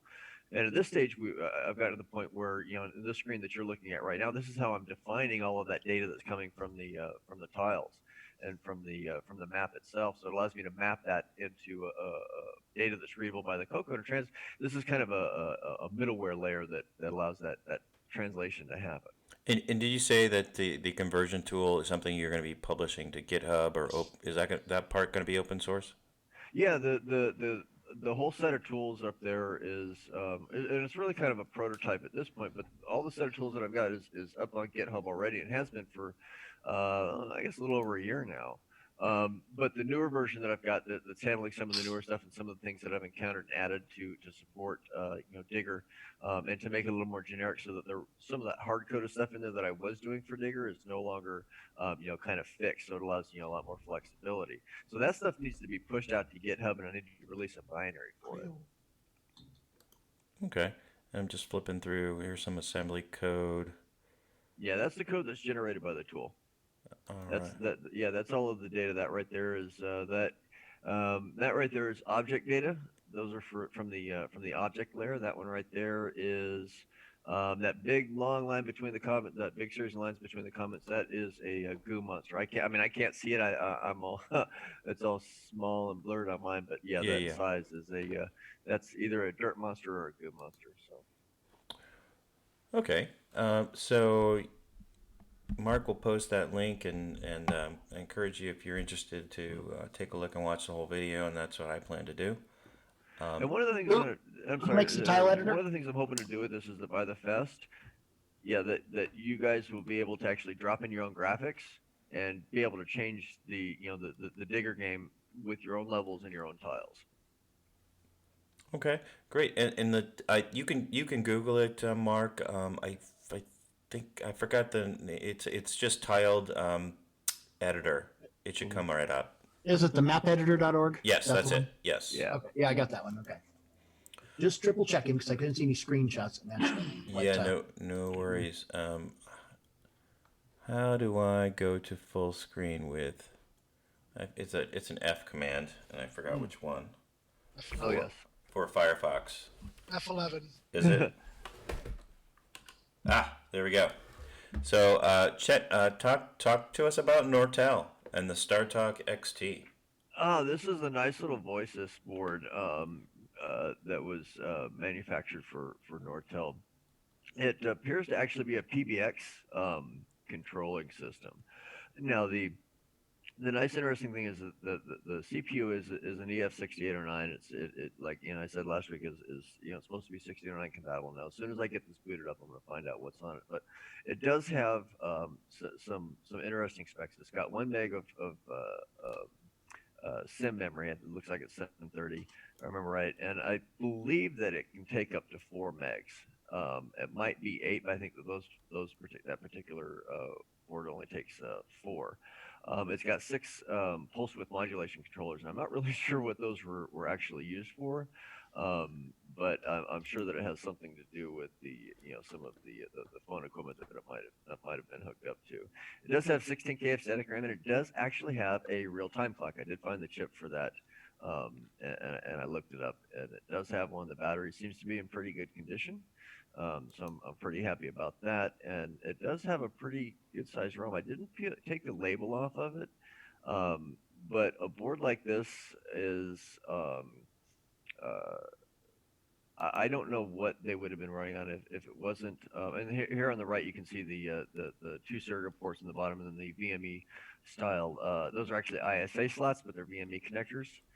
There's 5 of those, and then there's 3 of the standard ISA connectors. So, and I've actually seen some stuff on the internet where people have connected an EGA, just a standard EGA ISA card to this, and it does.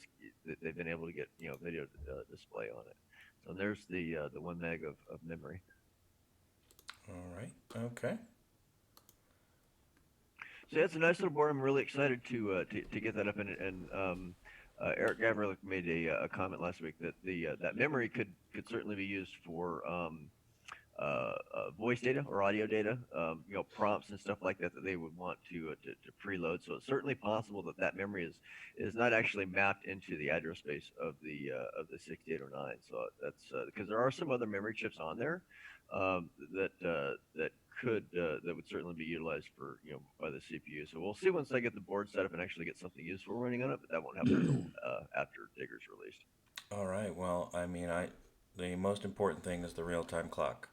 Yes, absolutely. The fact that it has one of those is spectacular because, and I would really, really, really love to get a BBS running on something like this. And having a real-time clock on a BBS is absolutely important, especially if you want to run that BBS, under OS 9 ease of use. Mm-hmm. Okay. Well, So keep easy us that goes. posted on your Vorsis Nortel Star Talk project. And we also have a new promotional video for Digger. I will mute the sound. Yes.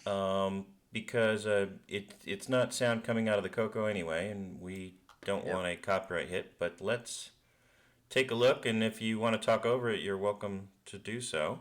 Oh, planned on it. All right. Well, that's your right of free speech. Oh no, I'm overly pleased. You know, at this point, I am so overly pleased with myself. It's yeah. You're allowed. We are are allowed to be. I've been doing a lot of level play and all of this, so these are actual pieces that I wanted to throw out there. Now, for those of you, the reason why the audio is off, this was my suggestion. As thrilled as I am about this, but it's the theme from 2001: Space Odyssey. Okay. So it's an easy one to get dinged on, and it's a full thing, so you should be able to kind of imagine that for yourself. Down. Come on, everyone. Stop. You know, it sounds better on a ukulele. Down, down, bum, bum, bum, bum, bum, bum, bum, bum, bum, bum, bum, bum. Yeah, you just prevented 1,000 people from buying a free game. I have ruined this game for everybody now. So, but it is up on my YouTube. I'll provide the link for that so you guys on Facebook, and I also posted it to the video, at least to the Facebook group, a couple of days ago. That's how you got it. So yeah, this is kind of like the last promo for the game right now. I'm going to be concentrating on level testing, bug fixes, and doing all of the nitty gritty polish up that always happens around this time. So it's an interesting way that I did this, because I used a program called Hit Film to composite all of it together. But those are actually shots recorded off of the emulator of the actual different pieces of the actual game. Yep, and we have some comments on Facebook. Nick Marotta says, "Holy crap, looks awesome." Paul Shoemaker, "Holy blank, man." Feel free to put that on the box, Jack. Oh, okay, you can put that on the. Yeah, that's a direct quote. Paul Shoemaker says, "Looks amazing." Rick Adam, "Best of breed, period."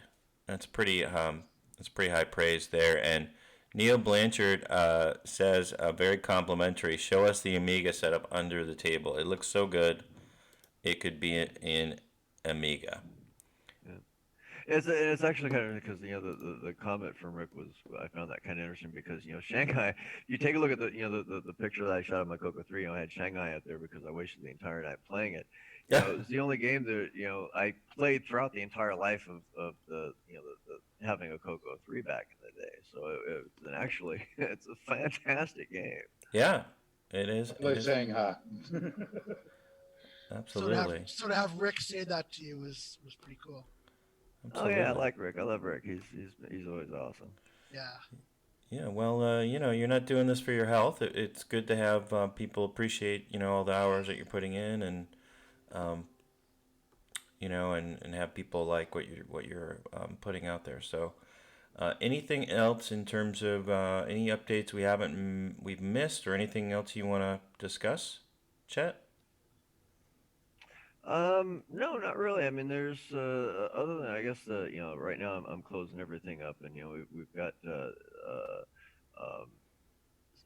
so I'm still expecting sometime between Christmas and middle of January release on it.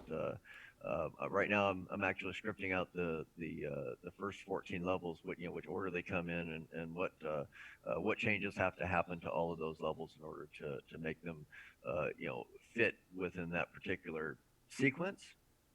So there's a lot of that kind of stuff is going on right now. So I'm not going to really be doing any promos, because I'm not going to have time for it. So right now my focus is on getting that polished up, done, and out the door. So I know a lot of people are really excited to get it. Nick is he asks me about it every time I'm in Discord. It's awesome. Yes. Well, Yeah, Me? That doesn't sound like me at all. he's super psyched about it. So I think he'd beat someone in front of their own mother to get to play it. So it's, yeah, at this point, yeah. After his comments at the beginning of the show, I'm actually convinced of that now. I think Nick has offered to do some ukulele music for the soundtrack. If you. Oh, absolutely. That would be awesome. I'll put a little palm tree in there, have a little wave, and maybe take maybe get that Joe Cast or that Johnny Castaway guy and put him on there. I mean that palette actually fits very well with the CoCo. That was optimized for EGA. So yeah, actually maybe somebody will do something with that property. So, but no, that's it for me. All right. Well, thank you, On Jeff. Digger, anyway. Very cool. Very cool. Very cool. Well, Wayne Aaron put up a Actually, video. Rob. Yes, sir. I'm gonna amend my statement and say Digger 3 is gonna be worth having a CoCo 3 for. Well, you've heard it here first. I may have to relax my stance. You can. Having a CoCo 2 alone is just not enough anymore for Nick Marotta. He will have to. You know, this might outsell Nightmare Highway. Nightmare Highway, yes. Yeah. Well, you know, if you paid money, if you got Nightmare for Highway for free, you paid too much. So this could only do. I'm still waiting for my rebate. Well, Wayne Aaron put up a video of him playing the very first game his parents bought him for his CoCo 2 when he was young, and this is a 4K game, and it's actually one of the first CoCo games I ever owned as well. And I did play a lot of it, although all it does is get obscenely fast. But I don't think the music. Oh, there is music in the background. Okay, so we'll have to play it silently, but the sound effects are just absolutely horrid, so you won't be missing much. Let's go ahead and play a little bit of Wayne Aaron. Here we go. And let's full screen. And I'm sure all of you would know the CoCo sound effects for this game. Did everyone have this game? It looks familiar. Galactic Attack? Yeah, I think so.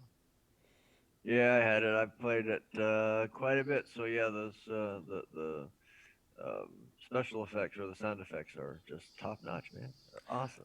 And they're good for what they were. And it does have a night mode where it goes into reverse video. It was all fit in 4K. So if you had a 4K CoCo 2, I mean this CoCo 1 or 2, this is about as good as it gets. Hence the lack of double buffering. yeah. Yep, there's some flicker for sure. Yeah, no fancy schmancy stuff like buffering. Nope. Pew, pew, pew, pew. All right. Well, we'll follow and subscribe to Wayne's channel if you want to see more videos or notes about his history with the CoCo. So something we've all been very, very excited about is updates to VCC, and there is a new update. I won't really put the screen here full screen because it's not much to read except that Walter Zambodi has updated the 6309 support in VCC and Bill Pierce rebuilt the VCC, the new VCC version to have that. So now you can actually run the 6309 version of Ease of Use in VCC. Anyone have any questions or comments on VCC with full 6309? Anyone? Me. So obviously there might still be some other bugs, but the big ones that Curtis had found in the past have been taken care of. And also Walter's the guy who wanted to make VCC not just Windows only. And so he basically ported it to OVCC, which uses OpenGL. So it should runs on Macintoshes and Linux as well.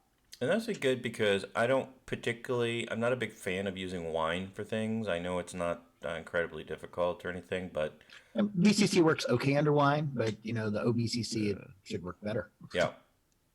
So that's good and handy, and you can get something. I run an iMac with Windows and Mac, on it. So sometimes I'm in the wrong operating system to do something, and I have to reboot, and this makes my life a lot easier. So Thank you, Walter and Bill. You're here. That was the whole purpose behind putting the VCC open source, was in hopes that someone would attempt to do such a thing. Mm-hmm. And it's definitely started that direction. I'm glad to see it has. I really am. Excellent. Well, Paul Thayer, who was working with Chet, was on that video with Chet's tile converter software, has also been busy with a Timberman, the game named in honor of Ron Delvaux. Is a Christmas a demo version. We might want to play this perhaps in VCC after the show officially ends, and maybe we'll take a look at that later. This looks like a GIF that's running here, showing you the graphics a little bit. It says now available for download here, Timberman 2019 Christmas Edition, unlockable characters, and progress saving is not available in the demo. You can purchase the full version with the goods by emailing me. I purchased a one with manual and everything on an SD card at CoCo Fest. And I encourage you to kind of support Paul and chip in a few bucks for this game. It's a lot of fun. There are similar games for the Commodore 64, and I think mobile devices and under different names, but it's a really nice adaptation of this style of game. So, I have the original Timberman. Oh, do you? Yes, do I. So do I. Yeah. Good game. Comes on a little SD card. They did a fantastic job on it. Yes, the packaging is nice in the Ziploc baggie, no less. Yeah, I feel like Santa's breathing a little heavy though. I don't think Santa's. I think there's a digital edition, so I don't think I got the SD card. Yeah, and by the way, Santa, I mean, chopping down a tree with a candy cane, that's pretty hardcore. That's not a winning formula, I think. Considering he's put on a few pounds, Santa. Well, maybe that's how he's working them off. Yeah, yeah. Help Santa work off the pounds there. You're gonna go through a lot of candy canes, though. All right. Well, thank you, Paul Thayer. We'll check that out in a little bit later. Rick Adams, the legendary Rick Adams, has released various stages of his Shanghai source code on GitHub for historical record purposes. And you can find it here. I'll click on the GitHub, but it's a GitHub, right? It's got code on it, and the link will be in the chat. Any comments about that, maybe from Shanghai's biggest fan, Chet Simpson? Is there anything that the code being released does for you? Yeah, actually, it does. There's there's always the possibility that I'll dig in there and play with something at some point when I get done. When I get done with Digger, I'm gonna have some free time between projects, getting prepared for that. So I like to be able to take that look at something. So that's certainly a candidate for that. There's also other things like Prince of Persia and things that other people were looking at that have are looking for something on this particular. Yeah, I could go in there and play with it quite a bit.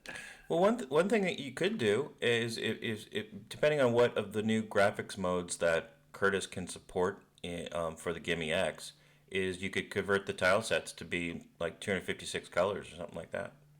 Yeah, that was actually one of my first thoughts was updating for the Gimme X and getting the not just the the updating to 256 colors, but kind of utilize that and the extra CPU clock to kind of take advantage of that and maybe add some effects like tiles fading away or something. Who knows? Absolutely. Well, we'll move on to your Amigos Retros Gaming. I don't know if they're. Did you get the correction on that? It's not Outhouse, but Buzzard Bait. Mm-hmm. It is Buzzard Bait. Okay, I don't have. Okay, thank you for that. The Amigos are always up to something.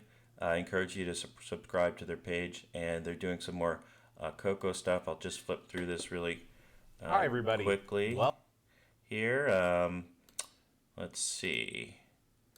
It's certainly you can watch the whole show. They're going to go through Sands of Egypt, And I think those are the wrong colors, Mark. Wait, no, it's right. It's the right because colors. the water's blue. Is water supposed to be blue? Yeah, and the sky can be No, orange. the water's supposed to be orange. Oh, see, my pool, the water's orange. I think I have to get it cleaned. That's the Mine's acid water green. that we were talking about earlier. Yes, that's right. Oh, there you go. Yeah, that's the correct color set. There we go. And then Buzzard Bait by Tom Mix Software. And I think somebody, wasn't it Nick Marotta that mentioned this was your favorite game? This is my favorite game, so I haven't watched this review yet. So I'm really hoping that there was no disparaging comments like there were with Donkey King. Let's take a quick listen and see where we catch them in the conversation about Buzzard Bait. Have two people playing that sucker. It Yeah. makes it more fun.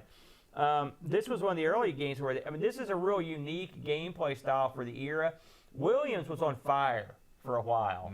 And you're talking about the same company that was putting out, Robotron and Defender. Yeah, they had a bunch of crazy, and it's Stargate and all those. And this was really one of their wackiest games where you mount an ostrich and fight other people mounted on ostriches that are knights. And every time you would land on a bird or an ostrich, you would knock off the rider and the thing would lay an egg and you picked it up. Just wacky. It is wacky. And one thing that the arcade had was some awesome sound. Let me see if I can get them Williams talking was just about a the great CoCo. game. And the Rampage, and it's included on the instructions. We've done it again. So clearly, they make no bones about the fact that they've ripped off Joust. Okay, it's amazing. Okay. Inspired gall by. Thank or you. the Thank you, Nick. bravado that you would mention the game you're ripping off in your ad. It's truly astounding to me. Okay, but how do you like there the are game? some omissions. The one that I noticed was a egg wave. Right. Where's the egg wave at? Yeah, that's weird. There's Isn't an it? egg wave. Because they really got everything else, including if you played There's egg Joust, waves like I in said, you get on Wave these things and 5. fly around. You try to dismount the other knights. And Okay, I'm as writing you an angry go- letter. As you progress through the As we levels, speak. parts Yes, of the levels sir. disappear. I am Desperate outraged. refund. I am outraged. All right. Well, I think Nick Marotta is gonna have a few words to say to the amigos. A few stern words. That's right. I love these guys. I hope they know I'm kidding. They have a great show. Oh, they are great. And the thing is, though, they just keep talking, right? So they'll probably, they work out things. They have a really good rapport and chemistry, and maybe they didn't notice the egg wave, or who knows? They're only on wave 2. Maybe they'll get to wave 5 and say, "Aha, there is an egg wave." And it's all recorded live. And, so and we owe Nick an apology. yeah, send them anything that you see that may not be correct. I'm sure they'll correct it in subsequent shows. And we all know these guys are awesome. They are awesome. And they also play beyond level 1. Yeah, they can actually make it. They can critique any of the level 2 and beyond sometimes. To be completely honest, that's not one of the hardest games. Why you are wrong. Yeah. Well, thank you, amigos, for all the work you're doing, and we know where to address our complaints. Oh, Curtis gave us a hint. They both liked it, so that's good. Oh, good. Well, that's a relief. We don't want to So start. We don't need. My ire is slightly reduced. Nobody wants to run afoul of Nick Marotta. Old classic retro gaming on YouTube videos featuring Dino Wars. Let's listen in. Oh, okay. Oh, that's Dino Wars, all right.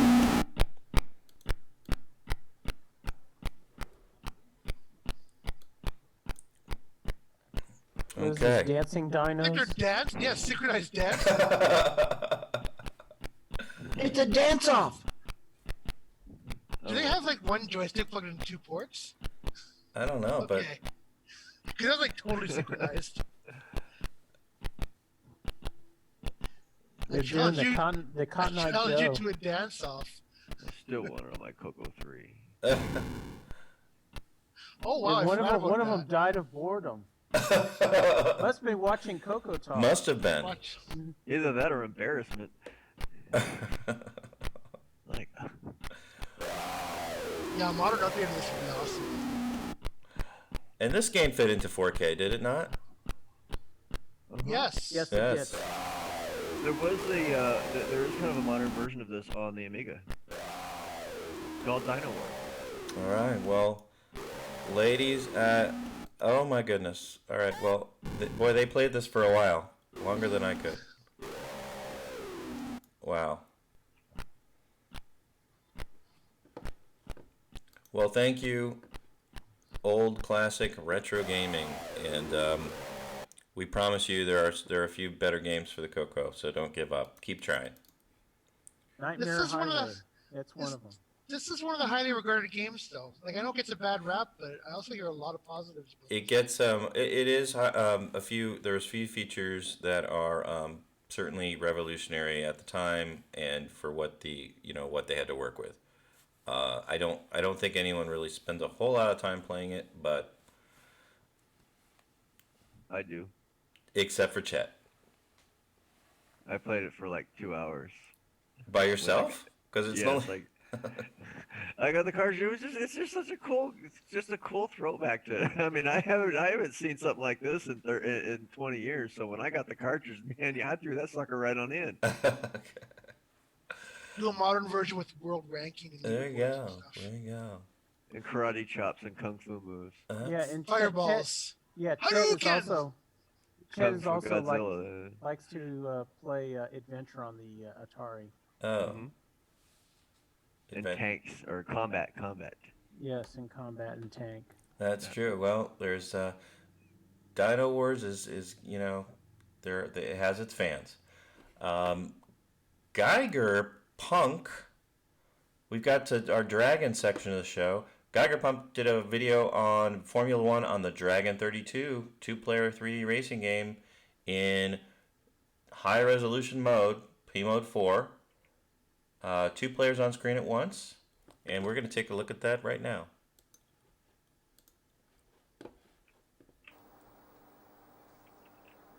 Hello, you.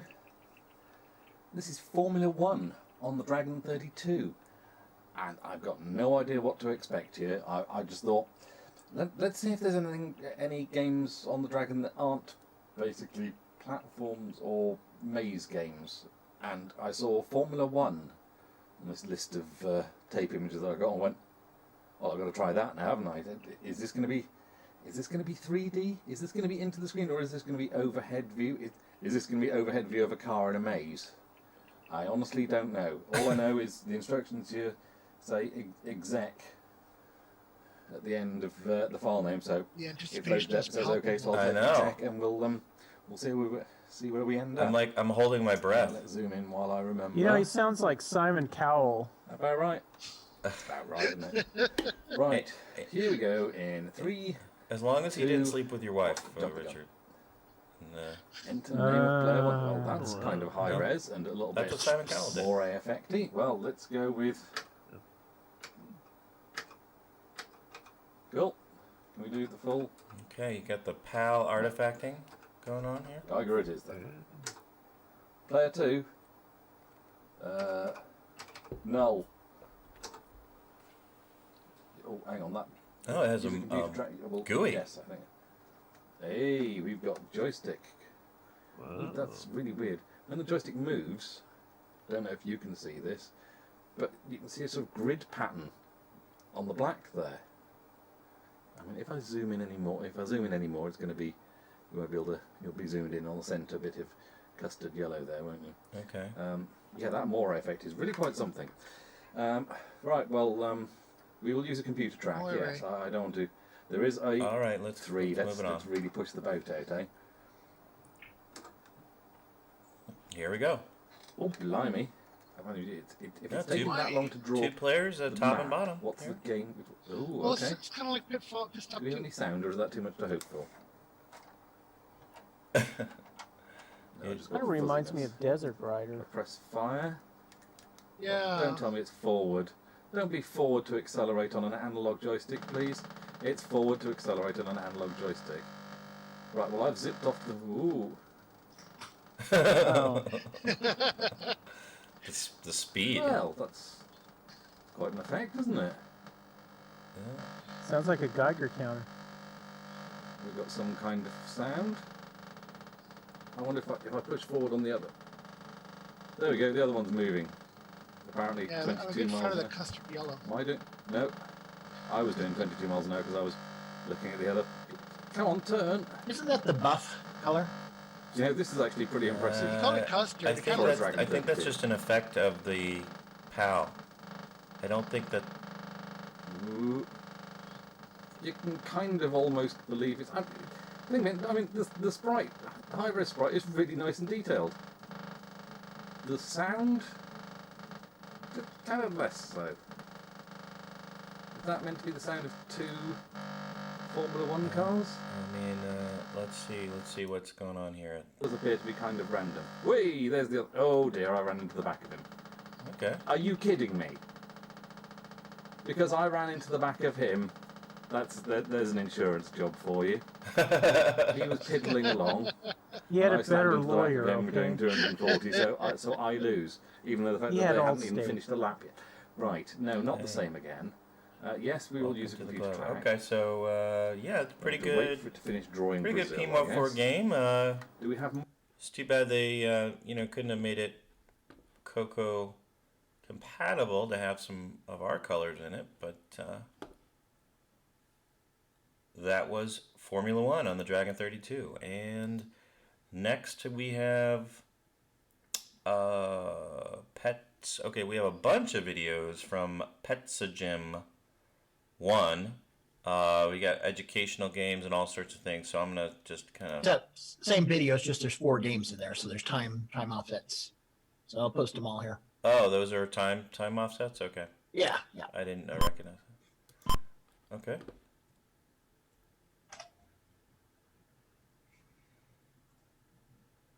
All right.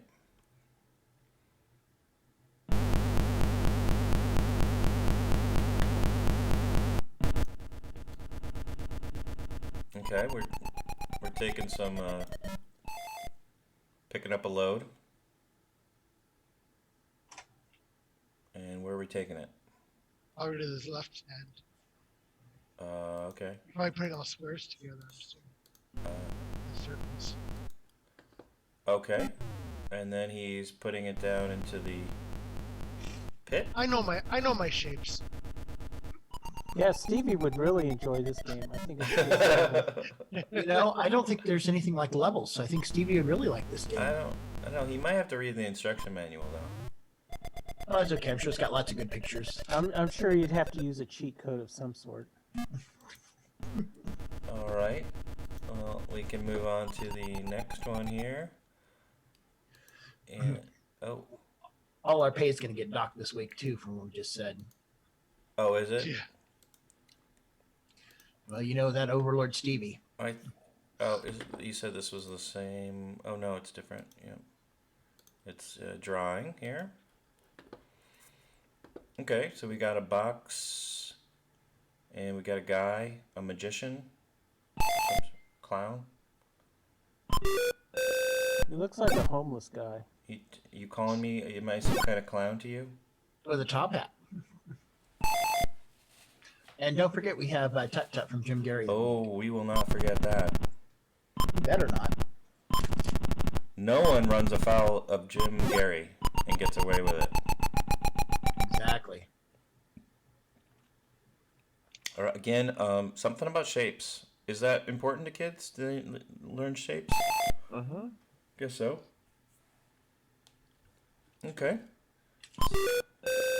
So, That's impressive. I guess it's matching some shapes of some kind.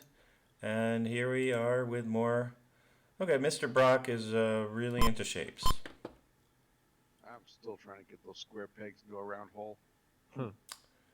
Yes. Okay, it feels like the same game. Oh, here we go. All right. I think we get the. We get it. If you like shapes, then this is gonna be for you. Or if you want to introduce your kids to retro educational gaming. Absolutely. So you got your choice of some dragon things there. This happens to be Bill Pierce's website. We talked about that earlier. There's all sorts of music stuff and different lists of programs and utilities and his favorite OS 9 utilities, including different file managers. He's got some VCC setup guides and DriveWire and other things there. So be sure to check that out from earlier in the show. And then where is the link? You posted it in the chat for Tut Tut. Here we go. Oh, I think I clicked on the wrong thing. But this is the Tut Tut GitHub. Do you have the video? Yeah, it's a link above that. Oh, sorry. Okay. All right. Game ported from the Sinclair Spectrum. Let's take a look.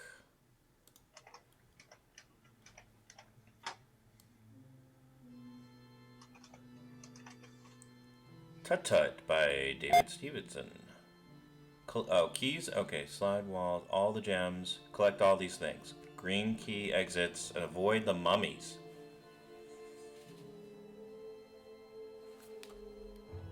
Okay, I hear some music, so I'm gonna mute it. And okay, so I guess this is Tut's Tomb. Nick Marotta, take us through the game, please. I've never seen this game ever in my life. That's okay. You're like you're a visionary, a soothsayer of game. Okay, well, you just picked up a diamond, so that's a really good start. And yeah, you avoided that guy. Now we're pick your brother diamond. Now so yes, I'm pretty. Got to collect a bunch of different things. And that definitely is the mummies, those white. Using the same X and Y for the animations we've seen in other games. Oh, there you go. He's except a running character. Looks like a running character, and he just hid from the mummy. Okay, he's waiting for the mummy to pass. There you go. And then I guess he has to go up to the exit now. No, this is the chromosome game. Oh, this might be some gender confusion then going on with Jim. Well, look, there's an air gauge, so that's your time. Oh, yes. So yeah, you have only a certain length of time. All right. Well, is this the MC10 or is this a CoCo game? I think yeah, Jim Gary is all MC10 these days.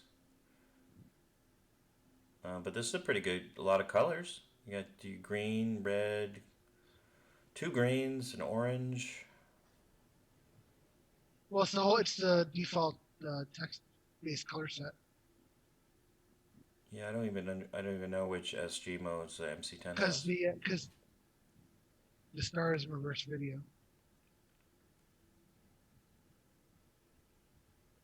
Looks very good. Let me run the sound a little bit and see what's. Nope, it's music. So, but you do have some sound effects when you pick up things and all that. So thank you, Jim. Gary, anything else, Mark, that we may have missed in the news? Yes, there is a new Joey and CoCo, and our actually we have 2 of them due, right? Yes, and our friend Ben Drakes from England has something. Thank you for that. That's our producer in the booth, Mark Overholzer. I'm trying. That's right. Ben Drake submitted his first, and why is my system lagging so much? All right, I will. Great. I'll go to CoCo and Joey just to cue that up. Okay, is it CoCo? This is Joey. Joey.gracenote.ca. And I'm having a hard time. There we go. Okay, this is 21st, so I do have the latest one, and of course last week as well, right? Yep. Back up to last week first. Since it's a serial, we want to make sure we do them in order. Okay. Now we botched the number 10. that we didn't. So we should probably give Curtis some respect and explain that number 10 at the end, when he says it's better than being named after a horse, he was referring to Black Beauty. So the joysticks are called Black Beauties. So Joey, I guess Dean Bruce Moore actually just joined us, so maybe he can. There you go. Let's have the author discuss that, and then we'll do Ben Drake's after Coco and Joey and Coco. D. Bruce Moore, ladies and gentlemen. 10 and 11 are the two. Hello. Okay. I'm just trying to get rid of I got some sort of echo thing going on here. Okay, well, while you're waiting, we'll do an intro for Joey and Coco.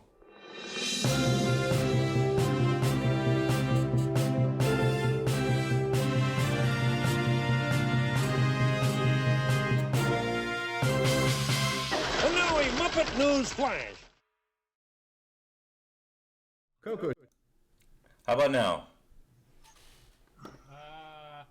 Okay, yeah, I got rid of my echo. We can't really hear you, though. Can you increase your volume? He's in my left ear. How's that? That's a little better. That's a little better. He's in glorious mono. Glorious mono. I like. Side only. Okay, so let's go back to the web screen, and we're gonna go full screen. So yeah, let Bruce start where he wants to. All right, Bruce, which one should we start with? December 7th? Totally botched number 10 for him. Oh, should we start with 9?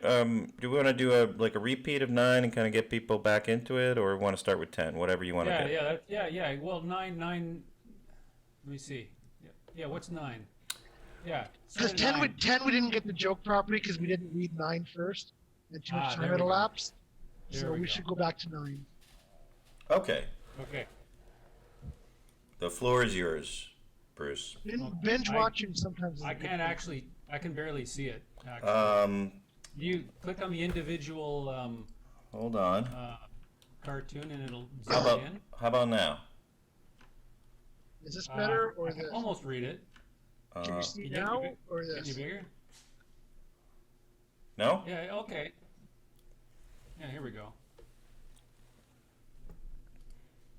All right. So I shall read this then? That's how we do it? Sure. You're live. With that? Okay. So it's entitled, What Are These Black Things? So we got Coco here talking to Joey. Joey's holding something in his hand here. And Coco says, what you got there, kid? And Joey says, it's the new Radio Shack computer catalog. Now that you have a color TV, which if you looked at last week's episode, he discovered his computer was gray because he only had a black and white television hooked up to it. Which, yes.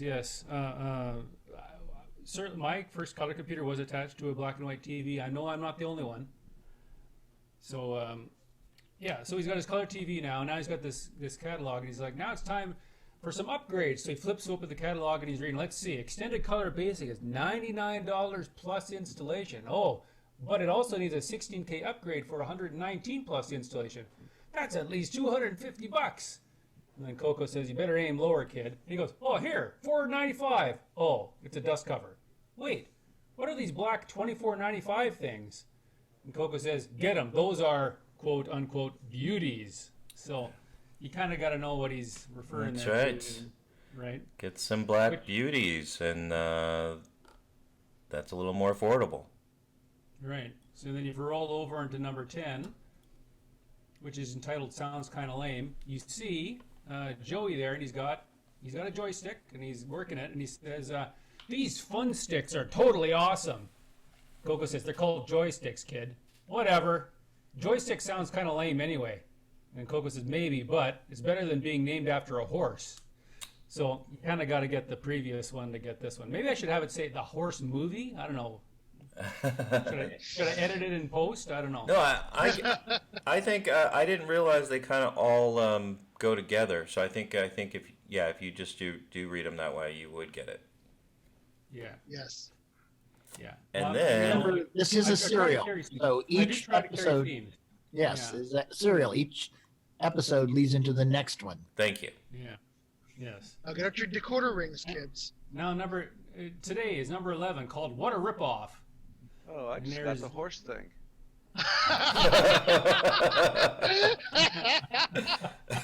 We'll wait for you, Mark, to catch up. Don't worry. So Joey's got he's got a lot of a concerned look on. He's actually looking pretty angry, and he's holding a book in his hand again. And CoCo says to him, "What's wrong, kid?" And Joey's all angry. He says, "What a ripoff! My color basic manual only has 13 chapters, but the one at Radio Shack has way more. Why would they do that?" And CoCo says, "The manual wasn't ready, or they didn't want to miss Christmas sales, so they shipped what they had." And Joey's like, "Grr, I'm taking this back and demanding an exchange." And CoCo says, "Maybe see if you can keep the old one in case it becomes a collector's item." And off screen you hear Joey say, "Who'd want a half-baked manual?" And to which CoCo replies, "You'd be surprised." That's right. Does anybody have that original 13-chapter color basic manual? Yes, I do. I have one. Yeah. I think I might. I'll have to look. Yeah. I also have 2 Revision C CoCo ones. 2? 2. Man. All right. Well, Those are pretty rare. Joey and CoCo always up to something, and I'm a little worried about Joey because he has very long conversations with this computer. Isn't that normal? It could be. I think we frame the new reality. That's right. I'm digging Nick Marota's screen there in the background. I'm digging that. Oh yeah. Nick Marota. Where do I see him? I do not see Nick Marota. Oh, Nick I'm Marota. here. I was thinking of Nick. Hi, Rob. Have you Marentes. done that before? Oh my goodness. Crikey. Sorry, I thought we're done with Nick Marota. I was down under. Yeah. Oh. Ben Drake's up next. Ben Drake's. Okay, is the link in the Zoom chat? Yeah, I posted Zoom chat. Yep, there's 2 of them. Take the Okay. first one. Okay, Post we're the gonna photo. go to 2 and it didn't seem to like that. Hold on. You have to highlight it and then copy. Yep. It's not real smart with links, even though it knows they're links. Oh dear. Okay, I'm gonna have to copy each half. Yep. Stall for time. Nick. Jeopardy 30-second theme. Dun, dun, dun. Oh, should I? No, we can't afford that. Well, we've always got.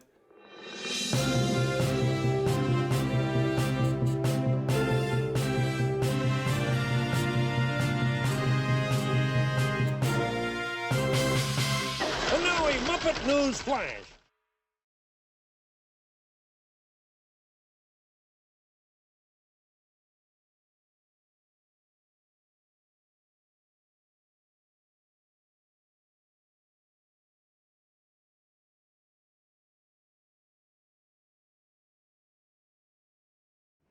And now, CoCo Thoughts by Samuel Gimes. How can one state that one doesn't like Donkey Kong, but then say Donkey King is bad because it's not just like Donkey Kong? Hi, I'm Tim. Playing Dagger like that idiot from the book. You're watching CoCoTALK.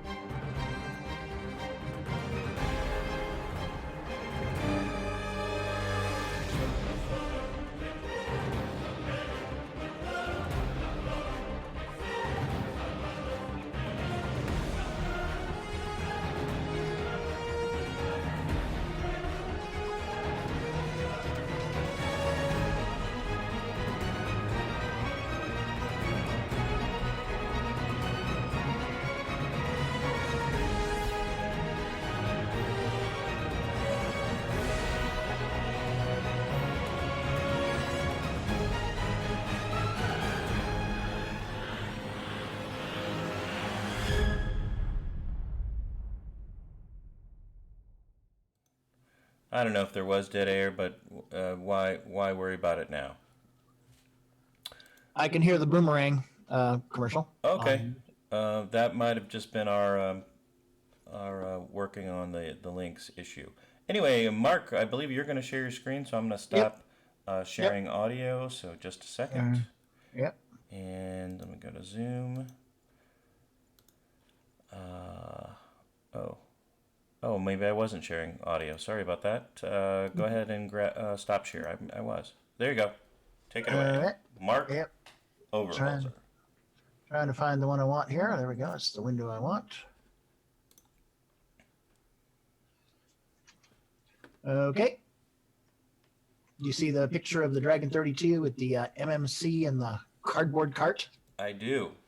Okay, that is Ben Drake's first image that he posted on Facebook. Basically, he's just talking about that he was making a little cartridge for it. And I'm trying to find the text here for this. He said he posted a couple things in Dragon Group, made a cardboard tray to hold his Dragon MMC, and then he played a game on it, machine for the first time, Missile Defender. So there's another link for that, Missile Defender. Anyway, did you want me to jump over to that? I have it in the next tab here. Okay. What am I looking at first of all? Sorry, I just wanted... It's a Dragon MMC. It's basically got a SD card, and I don't remember all the features on it. I don't have one myself. I do have the MU card, but I don't have the MMC. But it's used for loading multiple games, I remember. And you may have already said this, but why is it in a cardboard case? That I'm not sure of.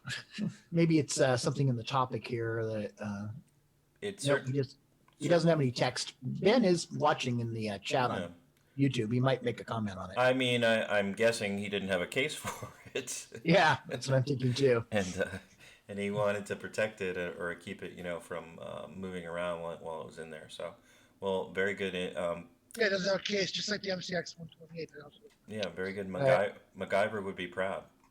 Okay, and then the other one here is some footage of Missile Defender by Tiger Software, and it's a video. Let me see if I can get this thing to go full screen. Ben points out it does have a real-time call. And this is a Dragon game? Yeah. So are you seeing that? Yes. It's a little... small. That's fine, but can you make it play? It just should be playing. All right. Sorry, Stevie says, why is Rob Inman dressed like the guitar player from Cheap Trick?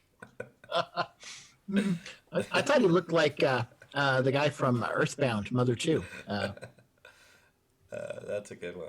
I like Cheap Trick. Okay, so Ben's also saying, I'm loading all of my games onto SD card to play on the Dragon, to play over Christmas. So I guess you don't have to buy a CoCo SDC. There are Dragon-specific solutions available.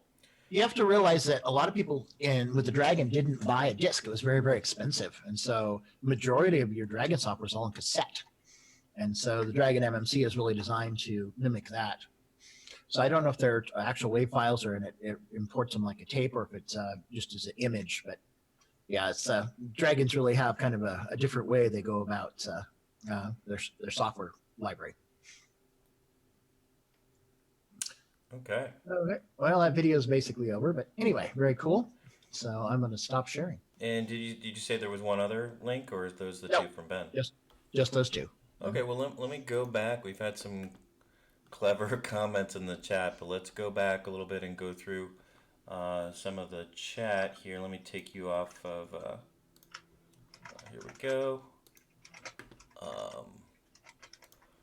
Going back through the chat, okay, we've got Curtis Boyle, of course, has been very active in the chat. We want to say hello to Mark D. Overholzer, who's been posting links like a madman for everybody to go and follow along with the news that we've done today. And thank you, Matchy, for your comments and questions. D. Bruce Moore joined us late in the hour and read Joey and CoCo live from the author. Al Hartman says, Black Beauty, I love the Green Hornet. And Michael Pitsley, I have a French CoCo manual when we were talking about collectible manuals in the Joey and CoCo comic strip. I have a few of those too. A CoCo Do manual, maybe. Oui.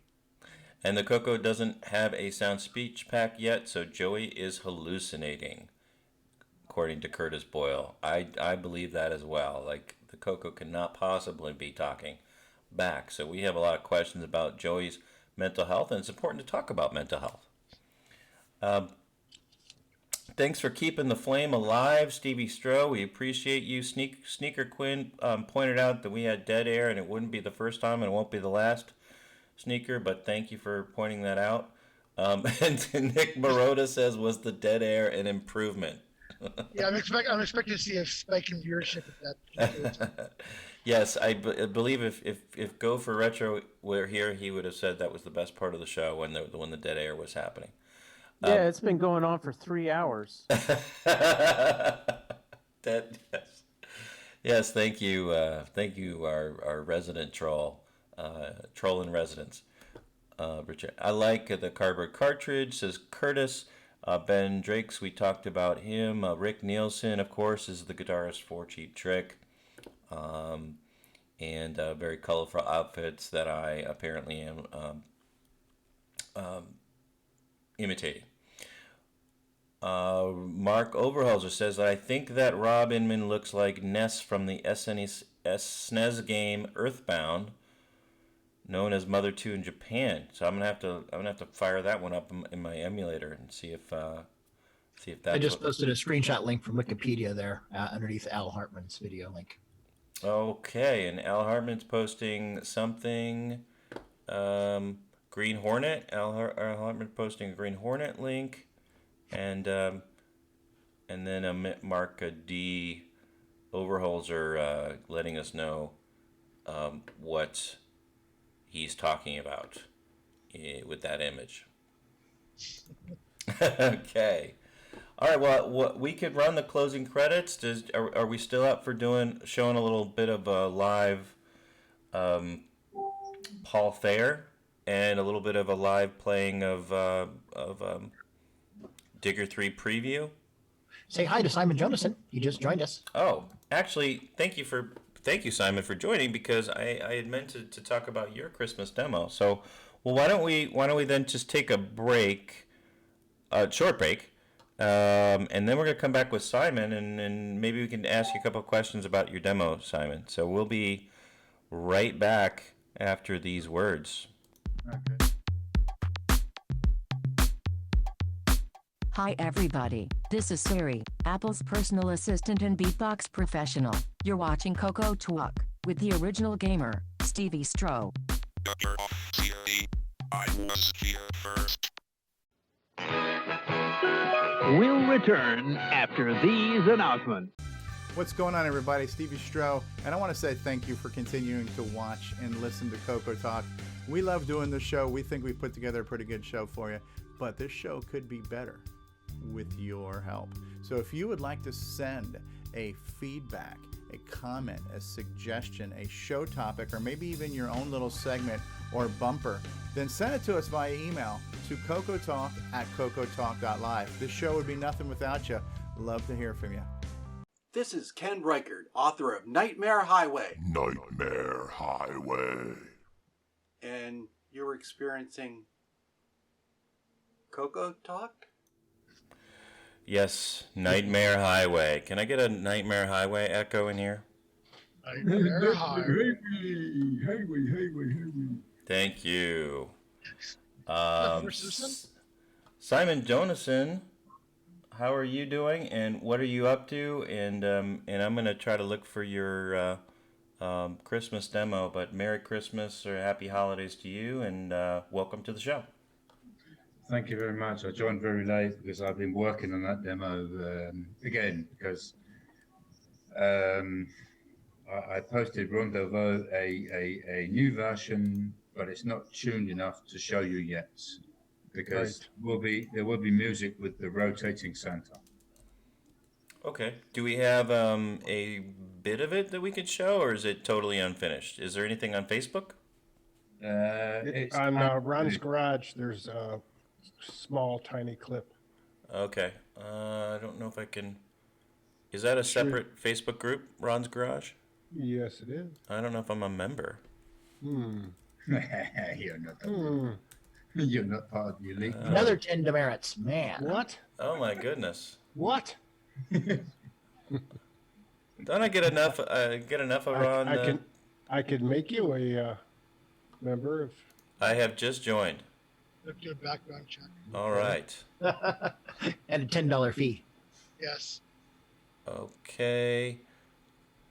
And you are now approved. Approved. I made it. I made it. You are real now. I am real. I'm somebody. Just don't get locked in that garage.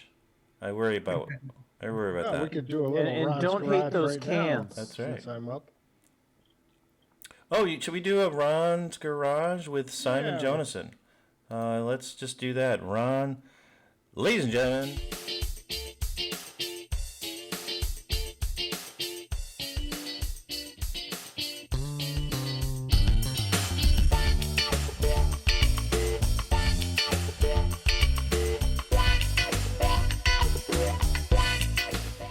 That music makes me wonder if there's like shed carpeting. Oh, there's many things that happen in Ron's Garage that we shall not talk about. Are you going to bring it up? Yeah. Yes, I will. So let's do that. Here we go. And. Oh, cool. We will go to Ron's Garage. I've got anything we should. Here, I can zoom in. This is technology right here. Yes, sir. That's my new title page up there. That's right. Very nice. Nice guy.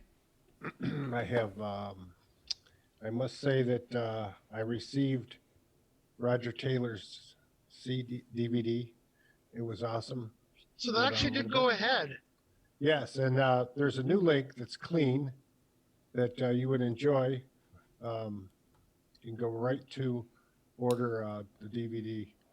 Alrighty. At Kunaki there. Anyway, go ahead and scroll down. You know that disc is awesome. I spent an hour going through all the goodies on it. Well, let's talk about the disc really quick and then go down further down the page. So you've got. It's great. Did you play the Xmas Smash? Yes. In fact, if you could see in the background, I have a real-looking fire going with the Christmas music playing. One of the things in there that he's got. That must be the Yule log. Christmas, right. The Christmas Smash is a game of breaking Christmas ornaments, which is cool. Okay. It's like his last game that, if I can remember properly, what did he have? Bells, I think. Anyway, lots of good stuff on there. Tons of good stuff. Music. There's a lot of CoCo goodies. All right. How much was it? Do you recall? It's 19, I think. $19. All right. But check it out. It's well worth it. Lots and lots of goodies. There's a couple of videos on there too to watch. It's real good. All right.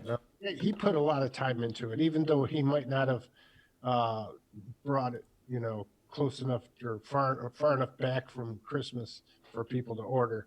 He did spend a bunch of time on it, and he did get a lot of kickback because a couple of his links that I posted had junk on it. I don't know what all that came to because I never see it because I have this browser that doesn't show any ads or anything. Oh, okay. Well, so those links there are clean.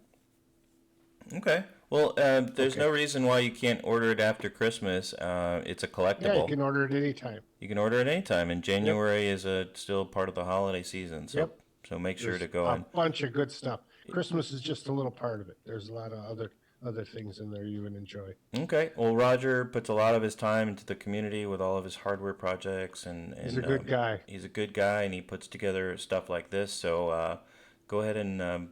The guy had me do the artwork. I mean, how much better can you go? That's right, exactly. Okay. So I'll post the link in the YouTube chat, and there's Ron Delvaux getting his DVD in the mail. There's a fireplace he has going that's in there. Keep going. All right. And the link again. Keep going. Okay. Keep going. This is a picture that I made. I put it on the CoCo, and it came out really good. Look at. Oh, okay. So that's the picture. Now, where did you create this on? PC? Yeah, I use Corel Draw.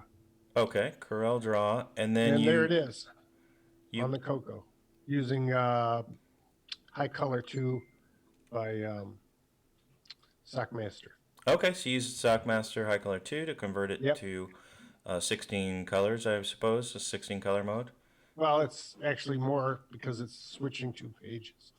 Oh, it's flipping. Okay, so it's more than 16 colors because it's doing that flip. And then this is what it looks like. Yeah, it looks great on the CoCo. And it's downloadable. There's a link on my Ron's Garage there. You'll see it. All right. It's RSMS. Okay. Download the file. All right, and then we have Simon Jonasson has does it again for Christmas. So do we have this down a little further? Keep going. Okay. Keep going. Oh, okay. Keep going. That's Christmas for Model 1 and 2. Sure. There it is, right there. Okay, now I have a program like this. Make it big. Yep. There it is.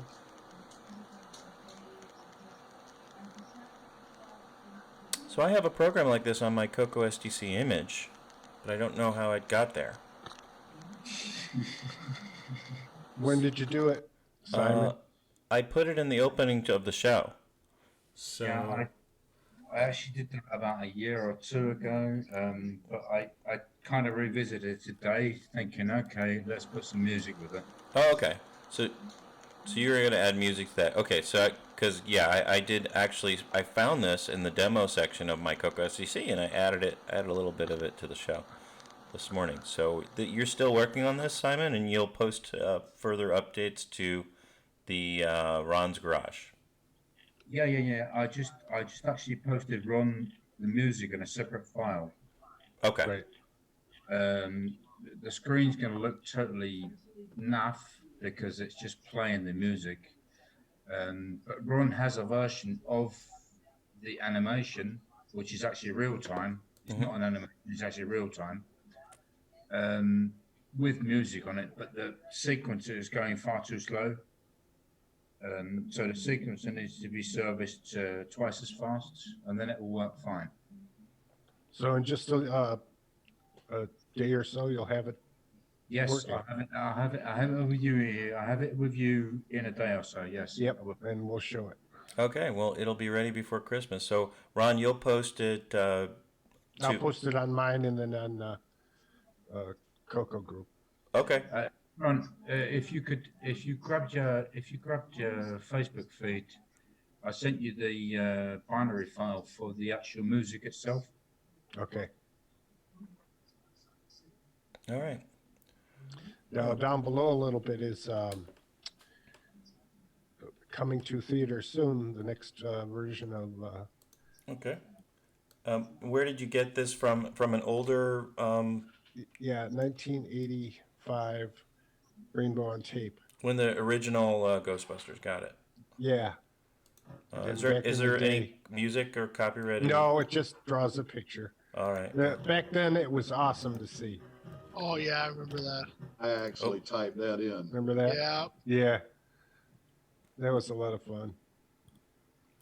And down below is a picture of it on my black and white TV I had back in '84, I think, or it had to be '85. That looked nice. That was a CoCo 3? No, that was a TDP. Oh, it's 100. okay. And that's CoCo VGA, so you can see how clean and clear it is. A bit shaky because I'm shaky, but No, that's fine. I'm just trying to figure out what graphics mode that is. C mode 4 graphics. Oh, Is so it? that's an artifact color? Color? All right. Mm-hmm. So that's it, pretty much. All right. And I think we had Paul Barton was going to be. Yes. Okay. Paul, are you gonna tell us about hardware project? There you go. No, I don't think Paul's here. Oh. Did he leave us? I think he might have left us. Richard, anything you want to say about what we had planned to talk about with Paul, and maybe we can cover it next week? No, let's just do it next week. Okay. So will be a hardware update from Richard Lorobieski and Paul Barton, and that'll be coming next week. And with that, I think we lost Richard Lorobieski too. So anyway, I think we can probably run the closing credits, and then we'll hang out here for a while and maybe run a few games. So we'll. I'd like to make a comment. That's denied. No. What's your? No. What's your comment, Brian? I created the MIDI pack that Lester Hansrud did for the club. I still got the schematics around someplace and whatnot, and it's an easy pack to build. I was just wondering if it might be interesting if I did another redo or another run of those. Yeah, I mean, you can count me as a sale. I'm looking for one, and I imagine other people are as well. So whatever you could do, or however I could help you to make that possible, I'd be happy to. Yeah. To do. I'm just looking for the original schematic because I've got it around someplace, but I can't find which folder it's in right now. In that, but I'd want to redesign the board with actual gold plate and whatnot, and I have to redo the schematic drawing for it. Okay. Redo the board. Well, but I've got the artwork for the original one still. So, anyway. No, that's great. So if we can get that going, maybe we'll come back on a future episode and do a kind of a MIDI show or. Show how to use the pack, maybe how it integrates with Ultimuse and Lyra and some of the other packages. It's nothing but a modified serial port for the correct baud rate, and it just sends out the bits. That's right. I think I've got a copy of the schematic for it. You do? I think so. Okay. Somebody had posted it.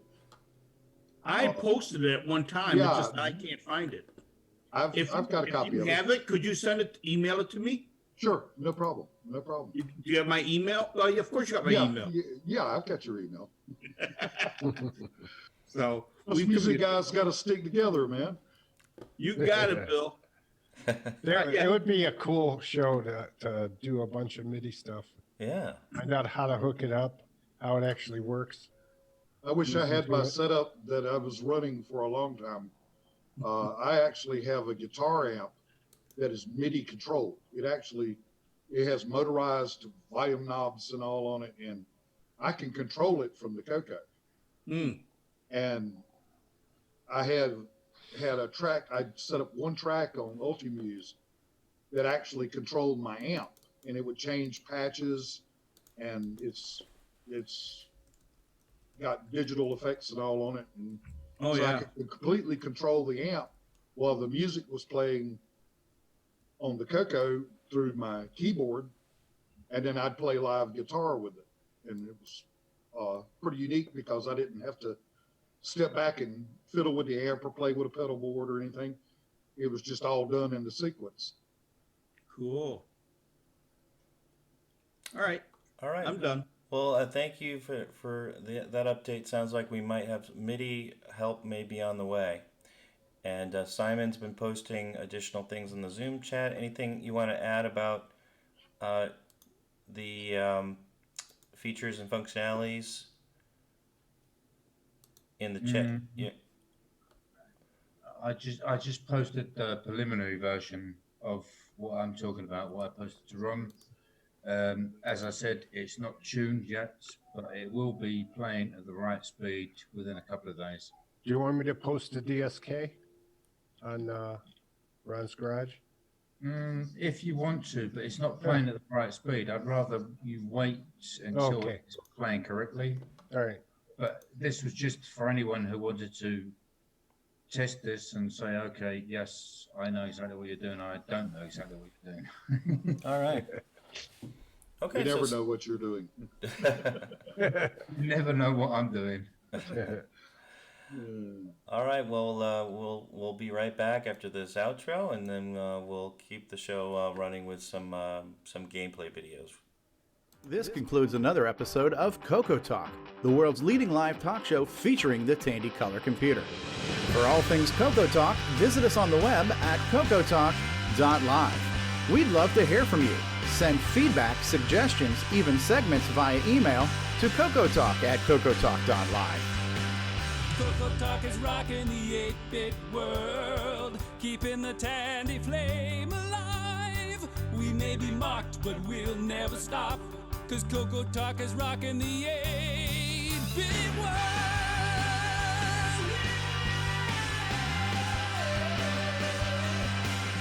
Consider supporting the show with a purchase of merchandise from our retro swag shop at 8bit256.com. If you'd like to become a patron of the show, click the Patreon link at our website at CoCoTalk.live. CoCo Talk is rocking the 8-bit world, keeping the Tandy flame alive. We may be mocked, but we'll never stop, 'cause CoCo Talk is rocking the 8-bit world. CoCo Talk would not exist without the community, its cast, crew, and contributors. Thanks go to Curtis Boyle, David Ladd, Mark Overholzer, Grant Leedy, Bruce Moore, Nick Marentes, Ron Delvaux, Rick Adams, Jason Reichert, Richard Lorbieski, Jim Brain, Tom C., Rob Inman, Mark Bosley, Brian Joyce, Ken Reichert, David O'Connor, Brian Weasler, Terry Steggy, Nick Marotta, John Strong, and many more, especially to Steve Bjork for production suggestions and James Differendaffer for making my head explode.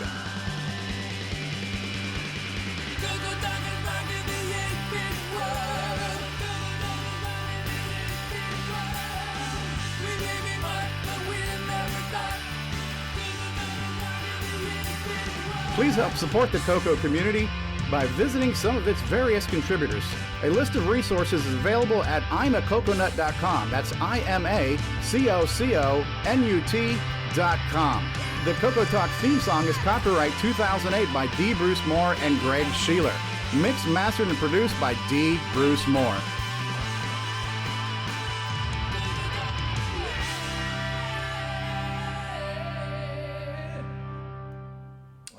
And you know the show has come to an end because I've removed my Rick Nielsen Cheap Trick vest. And so we can all calm down and relax there. All right, well, the show is over. I think we're going to do some of gameplay. So this is the post-show. You're going to keep it as the same game, same stream, or start it again? No, this is the same stream. All the good I have to watch the Buffalo Bills beat the Patriots, so I'll see you guys. Please start to drop off, and we'll just keep this going as a continuation of the show. So, who would like to see Paul Thayer? See you, Brian. Yeah. Yeah, I'd like to see this. I'd like to see the Timberman. Yeah. Okay. Bye-bye, guys. Bye-bye. Bye, Mark. Absolutely. Bye, Simon. No, I'm not out of there yet. Oh, yeah, okay. All right. So I've got like 100 different tabs open, so I'm just closing these down, and then I'm going to move the file over to my CoCo SDC, and then we can maybe do some Digger 3 as well. So. Yeah, I'm so gonna bag on that. On what? Digger 3. It's so much better now. Oh, well, it was pretty good back then. Yeah, it's like being a professional writer, going back to like reading your third grade poems. Clicked on something about hernia victims or something. Just don't take a restraining order against me, Chuck. No, man, I'm cool with what you got going on, man. I got your back. I'm We'll pretty go start excited. we'll go start some trouble. Okay. And I think you got a copy of Bill Barton's book, didn't you, Chet? Sure did. It should be here today or Monday. Okay. Yeah, I snatched that off of eBay, so totally stoked for that. And the Leventhal book too. Okay. I used to have that book. I had 2 copies of You it. know about this one? That would be it. Yeah, I've noticed it's extremely Tandy cartridge based assembler, so it's got a lot of good basic stuff in it, but it's kind of like trying to wrap your mind around. It's like, oh, I can't do that exactly because I'm using something else. And they even released the disc version then. Yeah, I don't know if they did or not. I like this one, Lance Leventhal. That's a good one. Yep, and this is one that I got recently after somebody had mentioned something about it. Yeah. Had all of them at one point or another.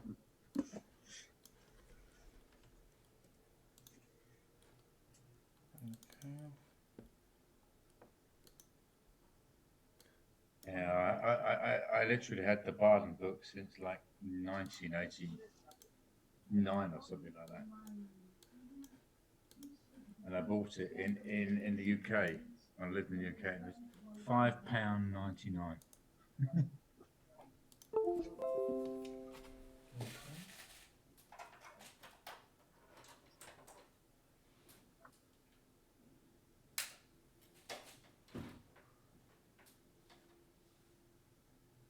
Now I'm going to keep the sound.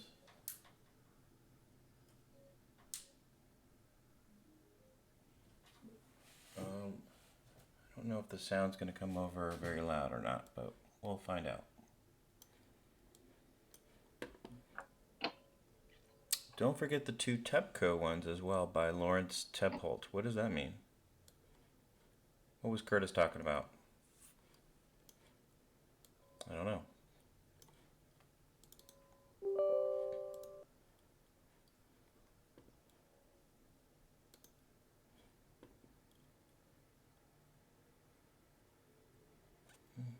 Well, you guys can keep talking. It'll be another couple of seconds here. Mark, what's going on in 6502 world?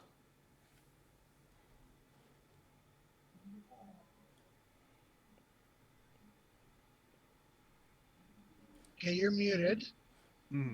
Curtis is still hanging around. You're right. I am muted. Sorry, I was typing and I don't want to make a lot of noise. So, nothing happening much in the 6502 world other than Chuck Peddle died. So, other than that, we'll never measure up to 6809. So, well, that is the truth. The 6502 world, somewhat related. I've been looking. There's been a lot of buzz about the new Commodore system that's come out. Yeah. The clone C64. It's quite good. They're getting the positive feedback on it. Okay, so I think I lowered the volume, so it won't be too bad. I'm half tempted to get one. Oh, what are you showing? Oh, what is Simon showing? C64. What, do you have the C64? Yes, I've got 2 C64Cs. I've always had 2 C64. No. The clone that I was talking about. Yes, I've got the mini. Yeah, another one just came out. Yeah, the full in size. In the UK right now only. Yeah, but I've got the original deal. I've got the original C64, both in a brick box and the C64C. Yeah. And I'll tell you what, I'm going to show you something. I've got this bugger as well, and it still works. Okay. Simon's old C64 hacker. So. But I'm interested in getting the new clone. Let's hear it. Hey, I'm out of here, guys. Okay. See you later. Enjoyed it. Thanks, Bill. Sure thing. I'll probably be back next Saturday. Oh, great. We'd appreciate that. Yes, please come back. Yes, is that absolutely. Is that a 1541-2 or is it a 1571? 1541-2. All right. Now, I'd like to add a disclaimer that since this is the post-show segment, it is entirely acceptable to discuss the Commodore. There was some controversy last week. Here's one of my 1541s. There we go. Take out your 1541s, everyone. Yeah, well, yeah. It's not my fault. I was converted to the Commodore world, and then I defected back to the 6809. You were an impressionable youth at that time. It's not your fault. Exactly. Great. Well, I just wasn't got. his fault. He was corrupted by his peers. I did get an Ultimate 64 board last night. I have not turned it on yet, so maybe in the future we can talk about that. There's a CoCo. What's that? Do. CoCo 2. That's right. A CoCo 2. Okay. Well, I'm going to share my screen to look at Paul Thayer. Let me figure that. Oh, what else you showing, Simon? Sorry. What's this? Crazy weird. Plug on the CoCo 2. Yeah, that's. You could like beat someone. Yeah. Multi-purpose. There you go. That's a UK plug. Yeah, it's crazy big. Yep. You see the red bit? That's actually a fuse inside the plug. Yeah.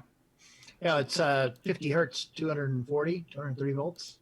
240, yeah. 240. 220, 240, same difference. Jeez. All right. 50 hertz. Okay, so let's go to full screen, and we're going to go here, and we're going to go to... All right, so there's probably a better way to do this, but I'm going to do it this way. Can you see my screen? No. No? I see Simon. No, I don't see your screen. All right. I see Simon. I'm seeing... Make sure that you have the CoCoTALK one pinned. I see It won't let me. Oh, hold on. The only option I have is chat. Okay. Is Simon highlighted? Simon is he pinned? No, he's not pinned. Pardon? You should see my screen, my background. No, I see Simon. I'm telling you. Foursquare. I see Foursquare with 4 of us. And Simon, you know, you got your hairs and all in the right place, so don't worry about it. Okay. I can't unpin anything. Nobody see, okay. I could... Nick. Yes. In the upper right hand of your screen, you've got like speaker view and stuff like that. Gallery view? Yeah. Speaker view. Yeah, I don't have... No, it says gallery view. Yeah, so just press that and then you're probably not going to see me anymore. No, that changes to everybody. That shows everybody. No, now my speaker view, and I see you. Nobody sees my SDC Explorer behind. I do right now. Okay, well, there you go. All I see is Simon, I swear. Okay. Is that what you want to see, Nick? Normally, sure. Actually, if you look on YouTube, what am I seeing? Oh, on YouTube, I see Rob's screen, but I also see... Oh, here, how about that? You're looking at the... You're not looking at the YouTube, that's your problem. I don't want to look at... Oh, well, wait. Well, why am I... Okay. Well, now I can now I can do this. Stream it through Zoom. Okay, here you go. How about that? Are you happy now, Nick? Now I see your screen, yeah. That worked. You gotta keep me happy. Well, I'm trying to keep whatever poor soul is still watching us on YouTube, I'm trying to keep them happy. Okay. You gotta keep the talent happy. Okay. All right. I say that facetiously. Okay, so my official Sega Genesis new controller is falling apart. So much for Sega official license quality. Oh wow. The D-pad is super loose. Okay, here we go.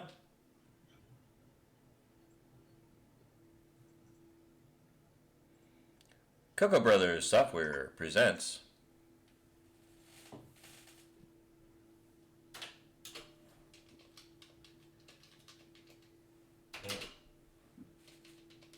hitting the button. Oh, wrong. There we go. Timberman. Oh, nice. Alright. I don't have a Joey, so I must. Okay, here we go. Your life must suck. That's right. I had to just manually switch joystick ports like an animal. Okay, are we ready? Here we go. I know that game. Okay. Okay, what's your prediction, Nick Marotta? How many chops will I get to? 73. Really, that's pretty low. I feel like I don't know. you don't. I feel like you don't have a lot He of. doesn't have a lot of faith your candy cane's going to last. That's right. Well, that's it. Okay. Okay. 73 obtained. Okay. It was 82. You're only off by 10. I figured you get bored, or not bored, but just... You get distracted. You get distracted. Yeah. Well, there you go, everybody. That is the game, and it gets challenging, and you get other levels, and you can unlock other players. Yeah, it gets looks really good. It gets really hard. Yes. That game. Paul approached me a couple of years ago and had no experience in assembly at all. So I took Paul under my wing and I taught him assembly, and we made that game together. So if you look in the manual and shit like that, I'm actually part of that game. You talking about the original Timberman? Pardon? Talking about the original Timberman? No, the CoCo version. The CoCo version. Yeah. The original CoCo version of Timberman. Yeah. Because this is a special version you're playing. Yeah, it's a Christmas version Paul just made. But the original version of Timberman I made with Paul. And yeah, down here at the very bottom. Teaching him assembly from the ground. Oh, I should have This done. programmed by Paul Thayer with Simon Jonason. Yeah. I got the digital version, so I didn't get any extra. And if you play the original version, and you get 6809 points, right? In total, 6809 points in total, you would unlock a madman bashing a tree with a coconut. You have to die at 6809? No, you just have to get 6809 points. Oh, okay. You will unlock a madman, and the second character in that game is like a girl,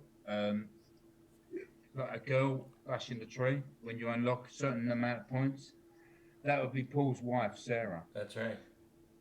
How do you unlock that one? You've got to get 200, 300 points, something like that, and you can unlock the next character. Well, I have some of these unlocked, so let's see.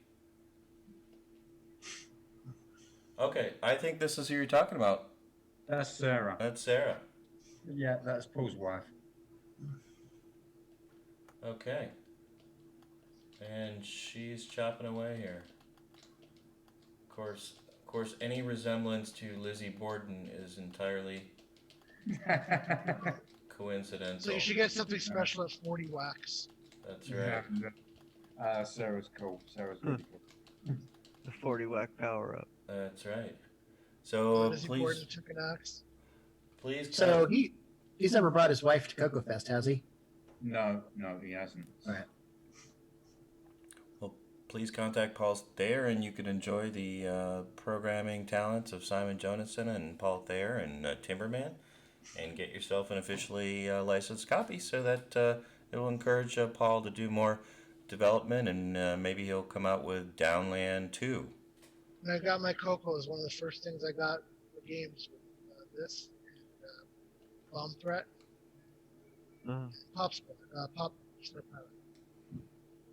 And I think we're gonna now. Now, Chet, I have my code saved for Digger 3 because I want to go right to the Batcave.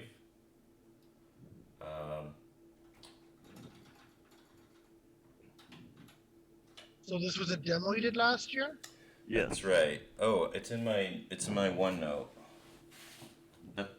I have everything for work in my Microsoft OneNote and my Digger 3 codes. Ooh. Yes. Hopefully I can just search under Digger. Digger codes. Yes, here we go. Okay, I think it's... Because you can do the first one without a code, and then that would be level 2, 3, 4. I've got 3 codes. Let's try one out. ELK. Okay, I won't say it out loud. No, but you'll put it on video. Seriously, just go ahead and say it out loud. Oh, okay. Well, I can't help it. No, it's like people. It's like when I go to Mexico with my friends. You know, we'll go to a restaurant. And they'll order bottled water. You know, because we're usually close to the border, so the water there isn't too good. But they'll order ice cubes, and no, the ice cubes don't come from bottled water. Oh, jeez. Oh, yeah, I think that's how I got sick, and I was being so careful in Cancun, and then you get your ice water. Mm-hmm. Well, I think this was level 5. I think I want level 4. Hold on. Well, walk me through this level, and I'll do my best, and then we'll get to the Batcave. Let's see. You're done. You're done, dude. Seriously, hit control, hit break. Yeah, I know. I know. I've screwed it up. Wow, this is like a really hard level. It's just that particular part of once. Yeah, see here now. Go on up. Whoa, hey. You got it there. Yeah. Yeah, but you got to get quickly because you got to get up there really fast. Oh shit. Yeah, now you got 4 of them. You're done. You're done, son. I don't. Hang on. Let me pull this up in the map editor because I don't have. Okay. See, you're on level 4. Fuck. Yeah, you're on level 4. Excuse me, internet. Gotta remember where. It's a family show. Where's the bleep? Bleep. Somebody hit the dump button. You lose. Oh, shoot. Yeah, I think this is level 5 because it. Yeah, you want level 5. Well, I want level 4 because that's the Batcave. How do I just quit to the main menu? Level 4 is dig hard. Yeah, I want not the Batcave. Oh, that's level 3. That's level 3. Okay. Here we go. Now close your eyes if you don't want to see the code.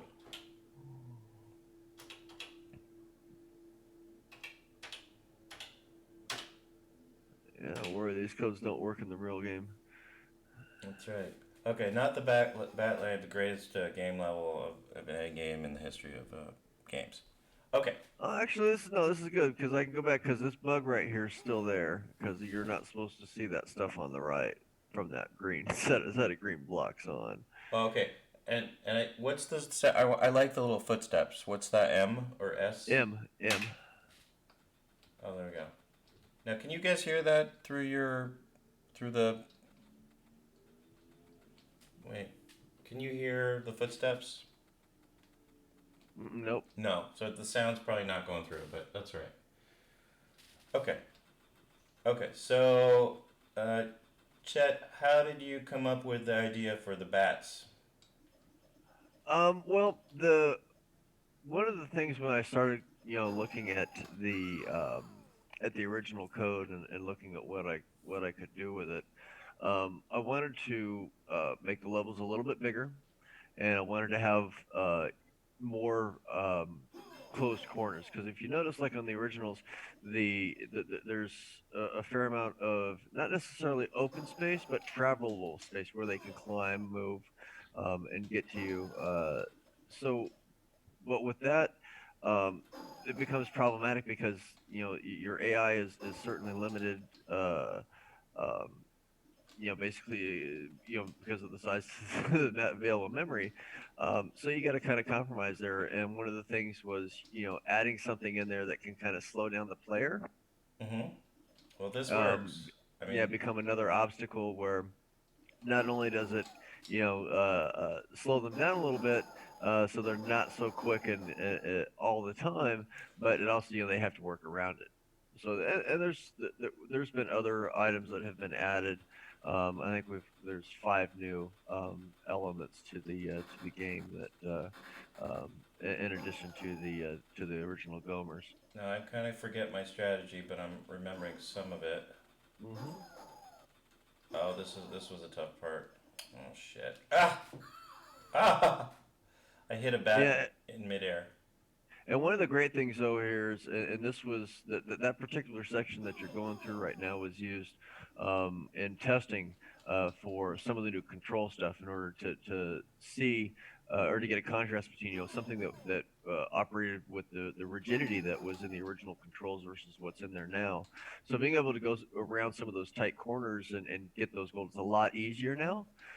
So that because something like that shouldn't really be an obstacle. I mean, it's you against the game, not the controls. It's very unforgiving if you don't get your joystick centered. Right. Yeah. What's your setup here, Rob? What are you playing on? Well, CoCo 3, I'm using a Paragon to a Sega Genesis controller. Okay. Yeah. And what do you think for output? It's a switcheroo. Okay. And then I've got an HDMI splitter, which goes into the StarTech capture device. Gotcha. So you just capture directly off it. Okay, excellent. Yeah, and then you're looking at XSplit from the capture device. Ah! Yeah, see that, and that whole section there was also used in testing for that, because that was a very difficult item to get by. Now, you still can't just go up there willy nilly and they pushing buttons and expect it to go, but it will certainly help you. Yeah, but I mean, after about 3 hours, I could get through this pretty easily. Yeah, but it shouldn't take you 3 hours. I mean, that the whole point isn't to stymie you up on a particular control like that right there. You should have been able to go down pretty quickly. Something like that shouldn't require that much accuracy. So that was one of the things that when I released this, I got some feedback from some of the players on on things like that, and looked at how to make it a lot better, because this code hadn't been touched in 20 years. But it's terrifying when the bat is getting closer. You gotta But there's a very specific spot where you can get off and get down again.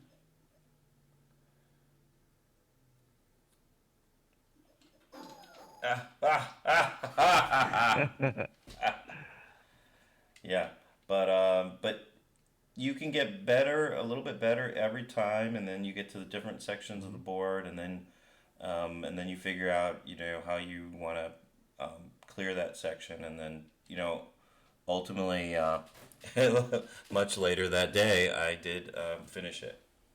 Awesome. Awesome. Well, you'll have 30 new levels to play around with. There will be not the bat cave will be in there. It's been slightly modified, and some things some smaller details have changed in it to make it a little bit better. Not necessarily easier, but definitely better. So there's in fact I'm going through the first 14 right now, getting them and making sure there are switch some of that around, and going through and playing it, making notes, making sure that shouldn't be happening, or that particular corner is just crap, or this particular section is a hindrance to the Gomers. So little things like that, making sure that the player actually knows what's going on. So there's actually kind of a clear thing here. When you start, you're going to know what you should be looking for, and what can happen if you're not paying real close attention at times. Mm-hmm. So there's it does get progressive throughout the game, and then so that's all the details I'm dealing with right now. I got my my controller. Yeah, all the little characters have personalities, and you start to really dislike the little bats. Mm-hmm. But yeah, well done. Did Paul contribute new graphics for the new Digger? Yes, he submitted the player character is new. And this was all of his contribution started during the development of the preview. So he provided the gummers, the bats, the main player character, and I've actually got some updates that are going to be coming from him here pretty soon that I'll be getting integrated, some color changes or some color correction as well as some new animation frames to make it nice and cool. Now, I don't know how much I know about the previous diggers. Are the previous diggers on the CoCo STC image? I don't know. We could take a quick look. There's a couple of them there. I was just looking it up and posting a link a little bit ago. Let's just see. Oops. If you search for Digger on the Color Computer Archive, there's Digger from Hypertech Software, CoCo 3. Yeah, that's the first one. Yeah, there's Digger 2. Right. Here's Digger 2. And then Digger 3 Holiday Preview. Saint.bin? Yep. Okay. On the SDC? Yeah.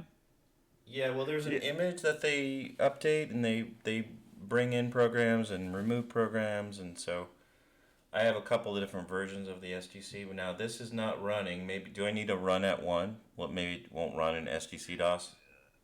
Is your machine a 2 meg? Yes. That right there is why. There's an old bug. In fact, that was actually something that I had to correct for. Well, and actually, I don't want to say it was bug because it was originally it was done intentionally so it wouldn't run on 2 megs because I'm a dick. And yeah, well, I mean, this was what 97 when I did this. I was like, oh, you got 2 megs? Oh, yeah, okay. I've still got 512, so screw you. You can't. Run okay. So it was, but no, that's actually been fixed with the preview. In fact, I went through with a couple of members of the community to make sure that it was up and running on their machines and all that. So okay, well, I just switched to 512 on the jumper. So let's go back to games, Digger. Okay. There we go. Cha-ching.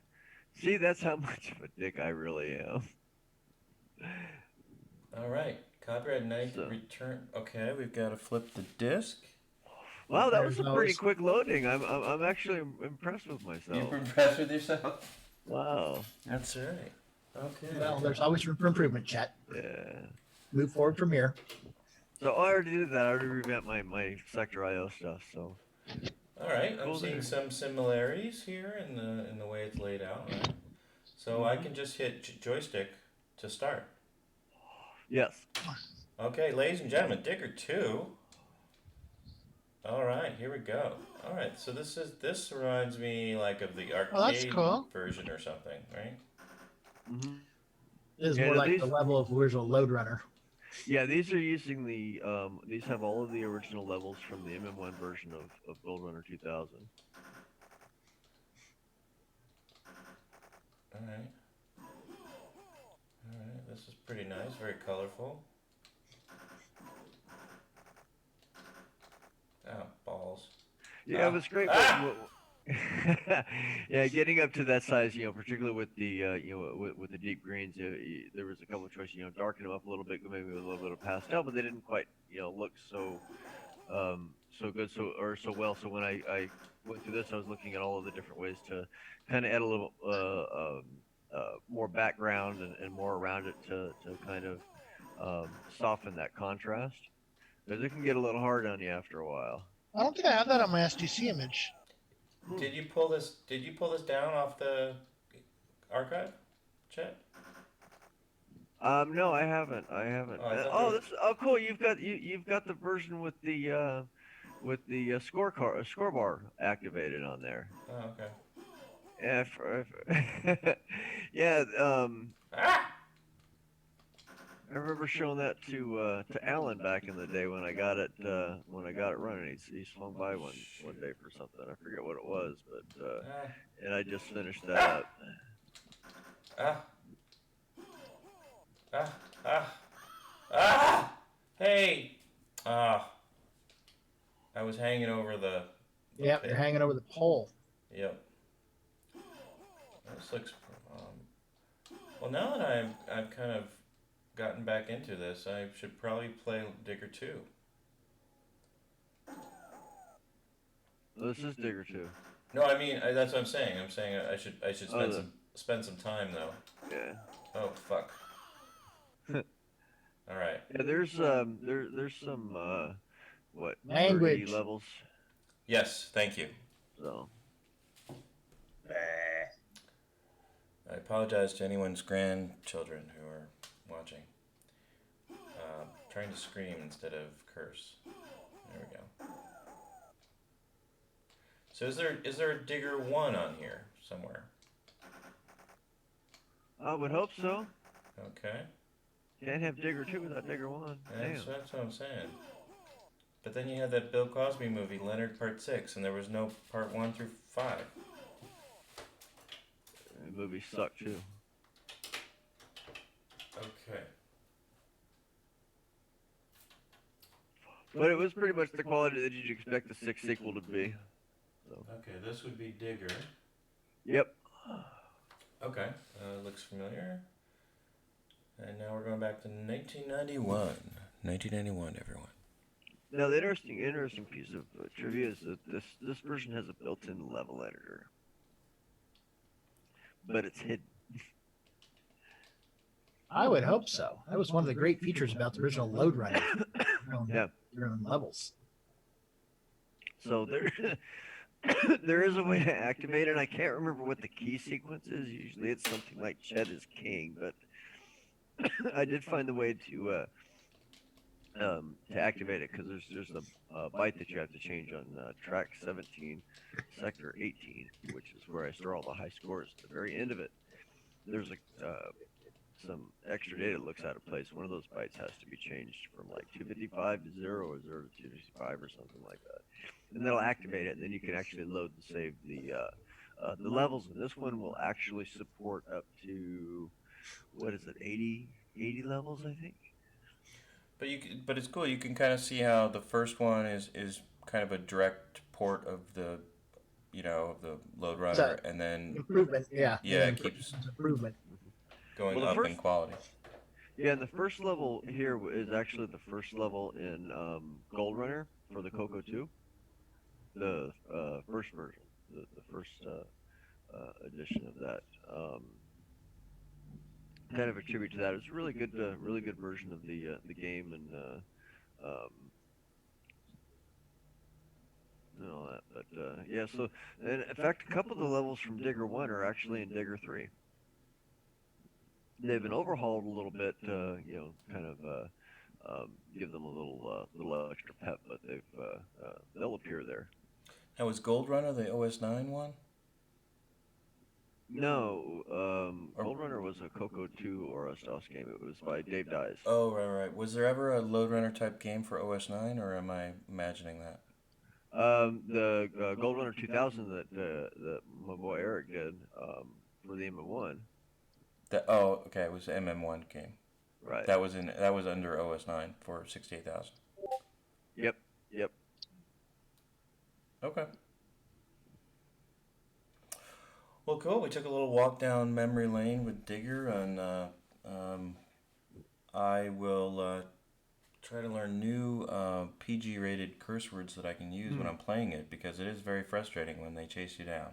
I don't like being chased, is my point. Yeah. It makes me nervous, and I act accordingly. Well, then you'll be happy that I ran out of music and had to dump some of the sound effects that I had planned on, because it's like, have you seen my kitty? Was one of them, and have you seen my puppy? Was the other. Coming from the Gomers when they get close to you. Oh, you've cleaned it up a little bit there, huh? Oh yeah. Well, I ran out of memory, so I don't think I did. I don't think I did it because I felt it was a bad idea or anything. It was a great idea. It still is. I just don't have the memory for it on a 512K machine. I may do an update for 2 megs, but after I'm done with Digger, I don't plan to do much with it. I'm going to be moving on to the next my next project. All right.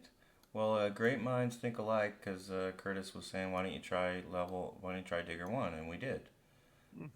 So I think that's probably it for the post-show content, unless anyone else has any other games they want to try or look at, any other Christmas demo stuff. Yeah, is there any other Christmas demo stuff out? There are. I can go through a few of them. And I tried to look through some of them, so if we did go through them on the show, it wouldn't be a total disaster. I think I'm going to drop off, guys. I will see you later. Okay. Alrighty. Thank you, Nick Morota. Bye, guys. Demo. Okay, so we have first Xmas here, which might be just sound. Let's see here. Oh, this is the story of the first Christmas, so this is pretty good, though. The graphics aren't that good, but it has some fonts that they created in the original CoCo Max, and then it tells the story of Jesus. But the graphics that they actually created were not that. The pictures were not that good, but it takes a long time to load. So, but that was a decent one. Hold on, that's good. So this is the okay. You can actually load a whole disk in like 9 seconds if you want to. What's that? You can load a whole disk in 9 seconds if you want to. Well, that's using 1K sectors and. Yeah. Well, here's one that's good in the composite mode, because I have I can flip with a switch to composite.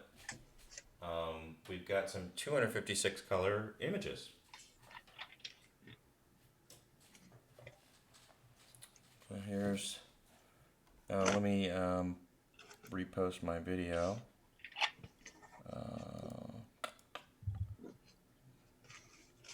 Oh, there I am. Okay. Up. How did I do this before? Oh, I think I showed full screen. Okay, and can you see that, Mark? I have going to infinity in the background. So it that's not what I want. Yeah, that's what's on YouTube also. Okay. We will figure. You're obviously. Sorry. Now you see it. Yes, I've got like Douglas fir or pine trees and snow. Okay. Well, now you have some more colors here. 256 colors. Nice.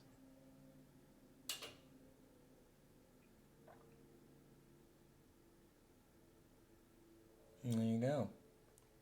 This is the 256 color mode that we have. But you can see that if you did want to actually do a game in 256 colors in composite, that it's going to look pretty fuzzy. And you're not going to have a lot of great control over the colors. So, there's a few more photos.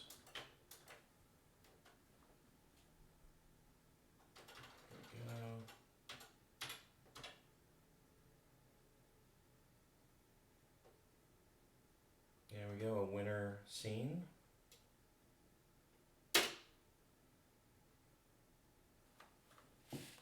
That's Mrs. Claus. No comment from chat? Maybe. Ooh. I'm sorry, my standards have changed over the years. Oh, okay. So, well, he left Mrs. Claus, I think. This is the new Mrs. Claus. Oh. Oh, great. Good for Santa. A flat, he says. Oh, a flat. He got a flat. I got it. I just figured that out. So there's 256 colors.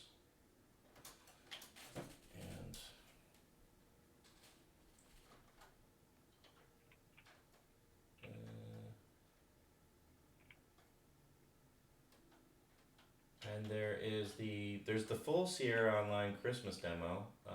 Well, what's this one? Oh, this is the Simon Jonasson one that I had on my file. This is yours, right, Simon? Yes, it is. Yep. And the reason it's eccentric,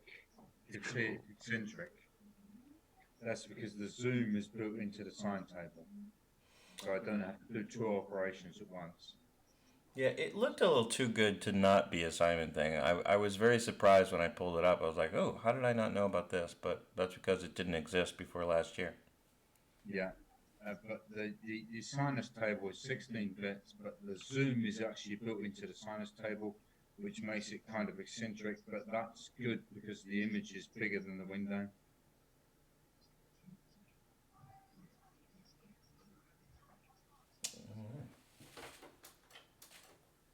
And that's only, if you look at the binary on that, it's only like 8K. Well, okay, we've got, if it's red, you know what, I don't really care, I'm just going to go,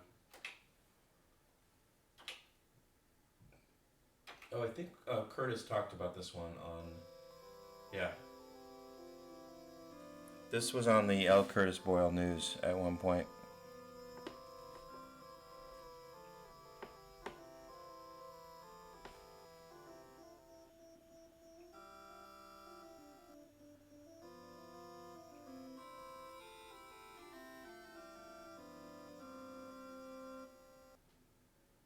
And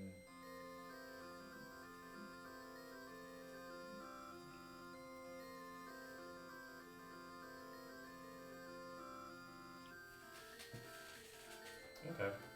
Well, we've heard that one before.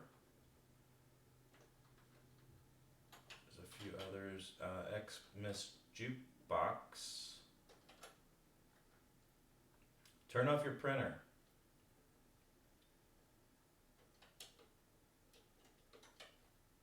Yeah, because they're going to nuke the bloody printer because it's outputting to DAC without masking it off. That's right. How about ice?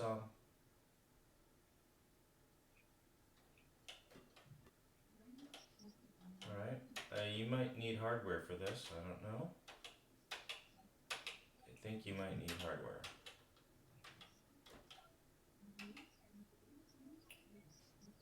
Oh, new disc. Well, I don't know how to play it, but there's a jukebox. And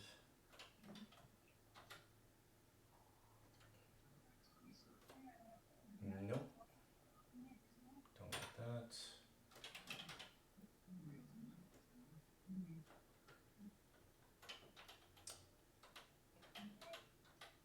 How about this? Alright. There's a little image for you. Looks like it was created with CoCo Max 3, maybe?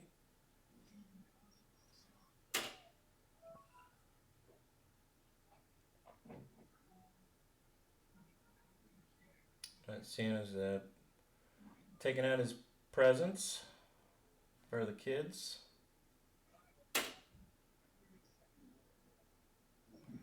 Uh-oh. Santa's got a color computer 3, it looks like. Or he's taking your financial data. Yeah. Yeah, well, at least he's using Tandy branded diskettes to do that.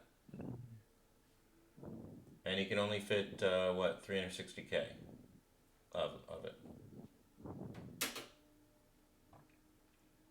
16 of 64 colors on the screen at one time. Okay. CoCo 3. Have a color computer Christmas.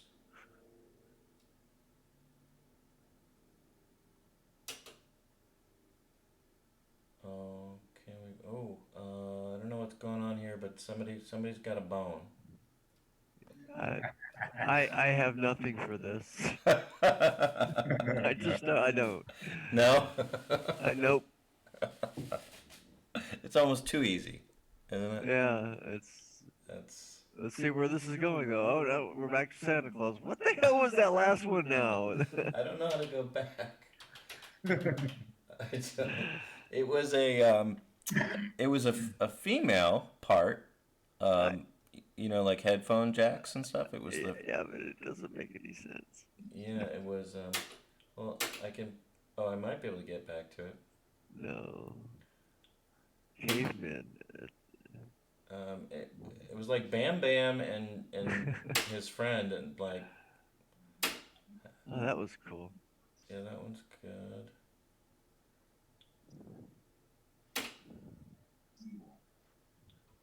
Okay. All right, so we're gonna explain this one. We've got a couple of guys in the Stone Age, and one got a gift of a something that receives. Another guy got some kind of dinosaur bone, and I guess they're trying to figure out what to do with the bone, and if they're gonna hide it. Pretty sure they're not doing it right. That is like well out of order. That is well out of order. It just seems so out of place. Maybe you had to be in 1987 to get that. All right. No, well, I was there. I was there for 1987. No, it didn't make sense back then either. All right. Well, let's look at something in a Oh, nitrous. a real operating system. Yeah. I like this demo. This is a good demo. Yeah, well, it looks like the official Sierra Online one, and of course they didn't make this for the Color Computer, but somebody put it into their Color Computer game engine, and you could put your sale prices or anything in the store that you wanted to. Bigger 3 rules. There we go.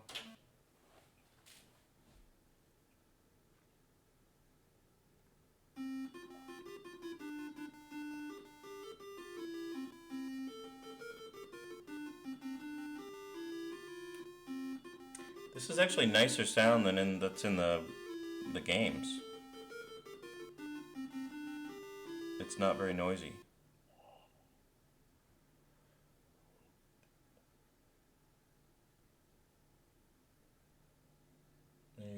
There you got your personalized message.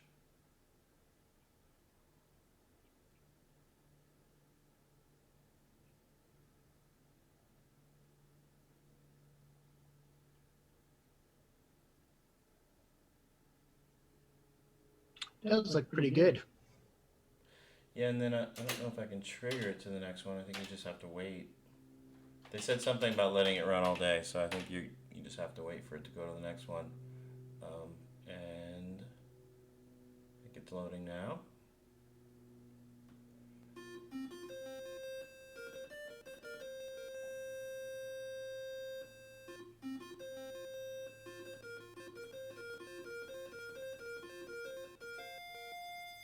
It's King's Quest, I think. Theme song.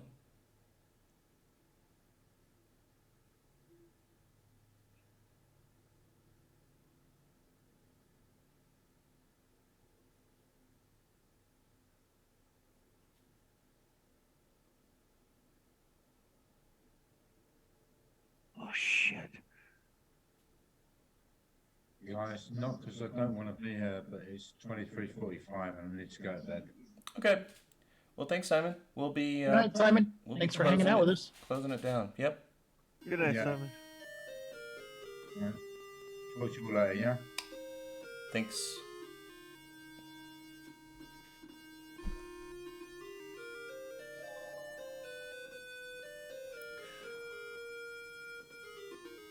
I'd like to thank everybody who's still watching the post show.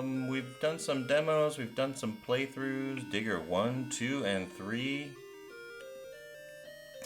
On behalf of Mark D. Overholzer and the whole CoCo crew, we wish you a Merry Christmas, Happy Holiday, and a very, special CoCo New Year.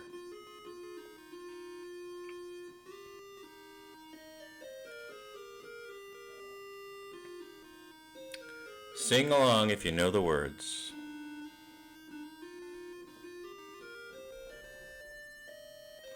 Merry Christmas to you.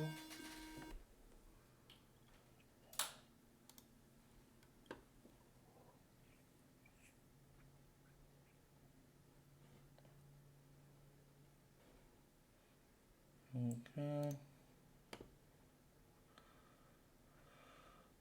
All right, we'll we'll call it a day and hit the button. How about that? Okay. Groovy. Oh, somebody's saying goodbye. Look, let's see some brave souls who are getting echo. Yes, I think we were aware of that. Oh, that was, yeah, I was aware that there would be some echo. Sorry about that, Curtis. I think it's called reverb in this case. Yeah, it's reverb. Thank you. Yeah, this is the post show, so we really don't give two hoots. But thank you, Curtis. Great show, guys, says Ben Drakes. He stuck around to the end. And Curtis does say, I think it was Color Max 3 or Color Max Deluxe, based on the decompression. And we thank everybody else in the live chat. Matchy is saying Merry Christmas with his emoticons. And thank you, everybody who stuck around. Tonight is the longest night of the year, says A Meditation. Is that true? Yes, it's the shortest daylight in the northern hemisphere and the longest night. Cool. All right. All right, and most of all, thanks to our longest serving panel members, Mark D. Overholzer and the amazing Chet Simpson. Yes, I have been here since show number 1. Since minute number 1. And show yes, number. Exactly. Yes, okay. We're going to hit the button, and thank you, everybody. Enjoy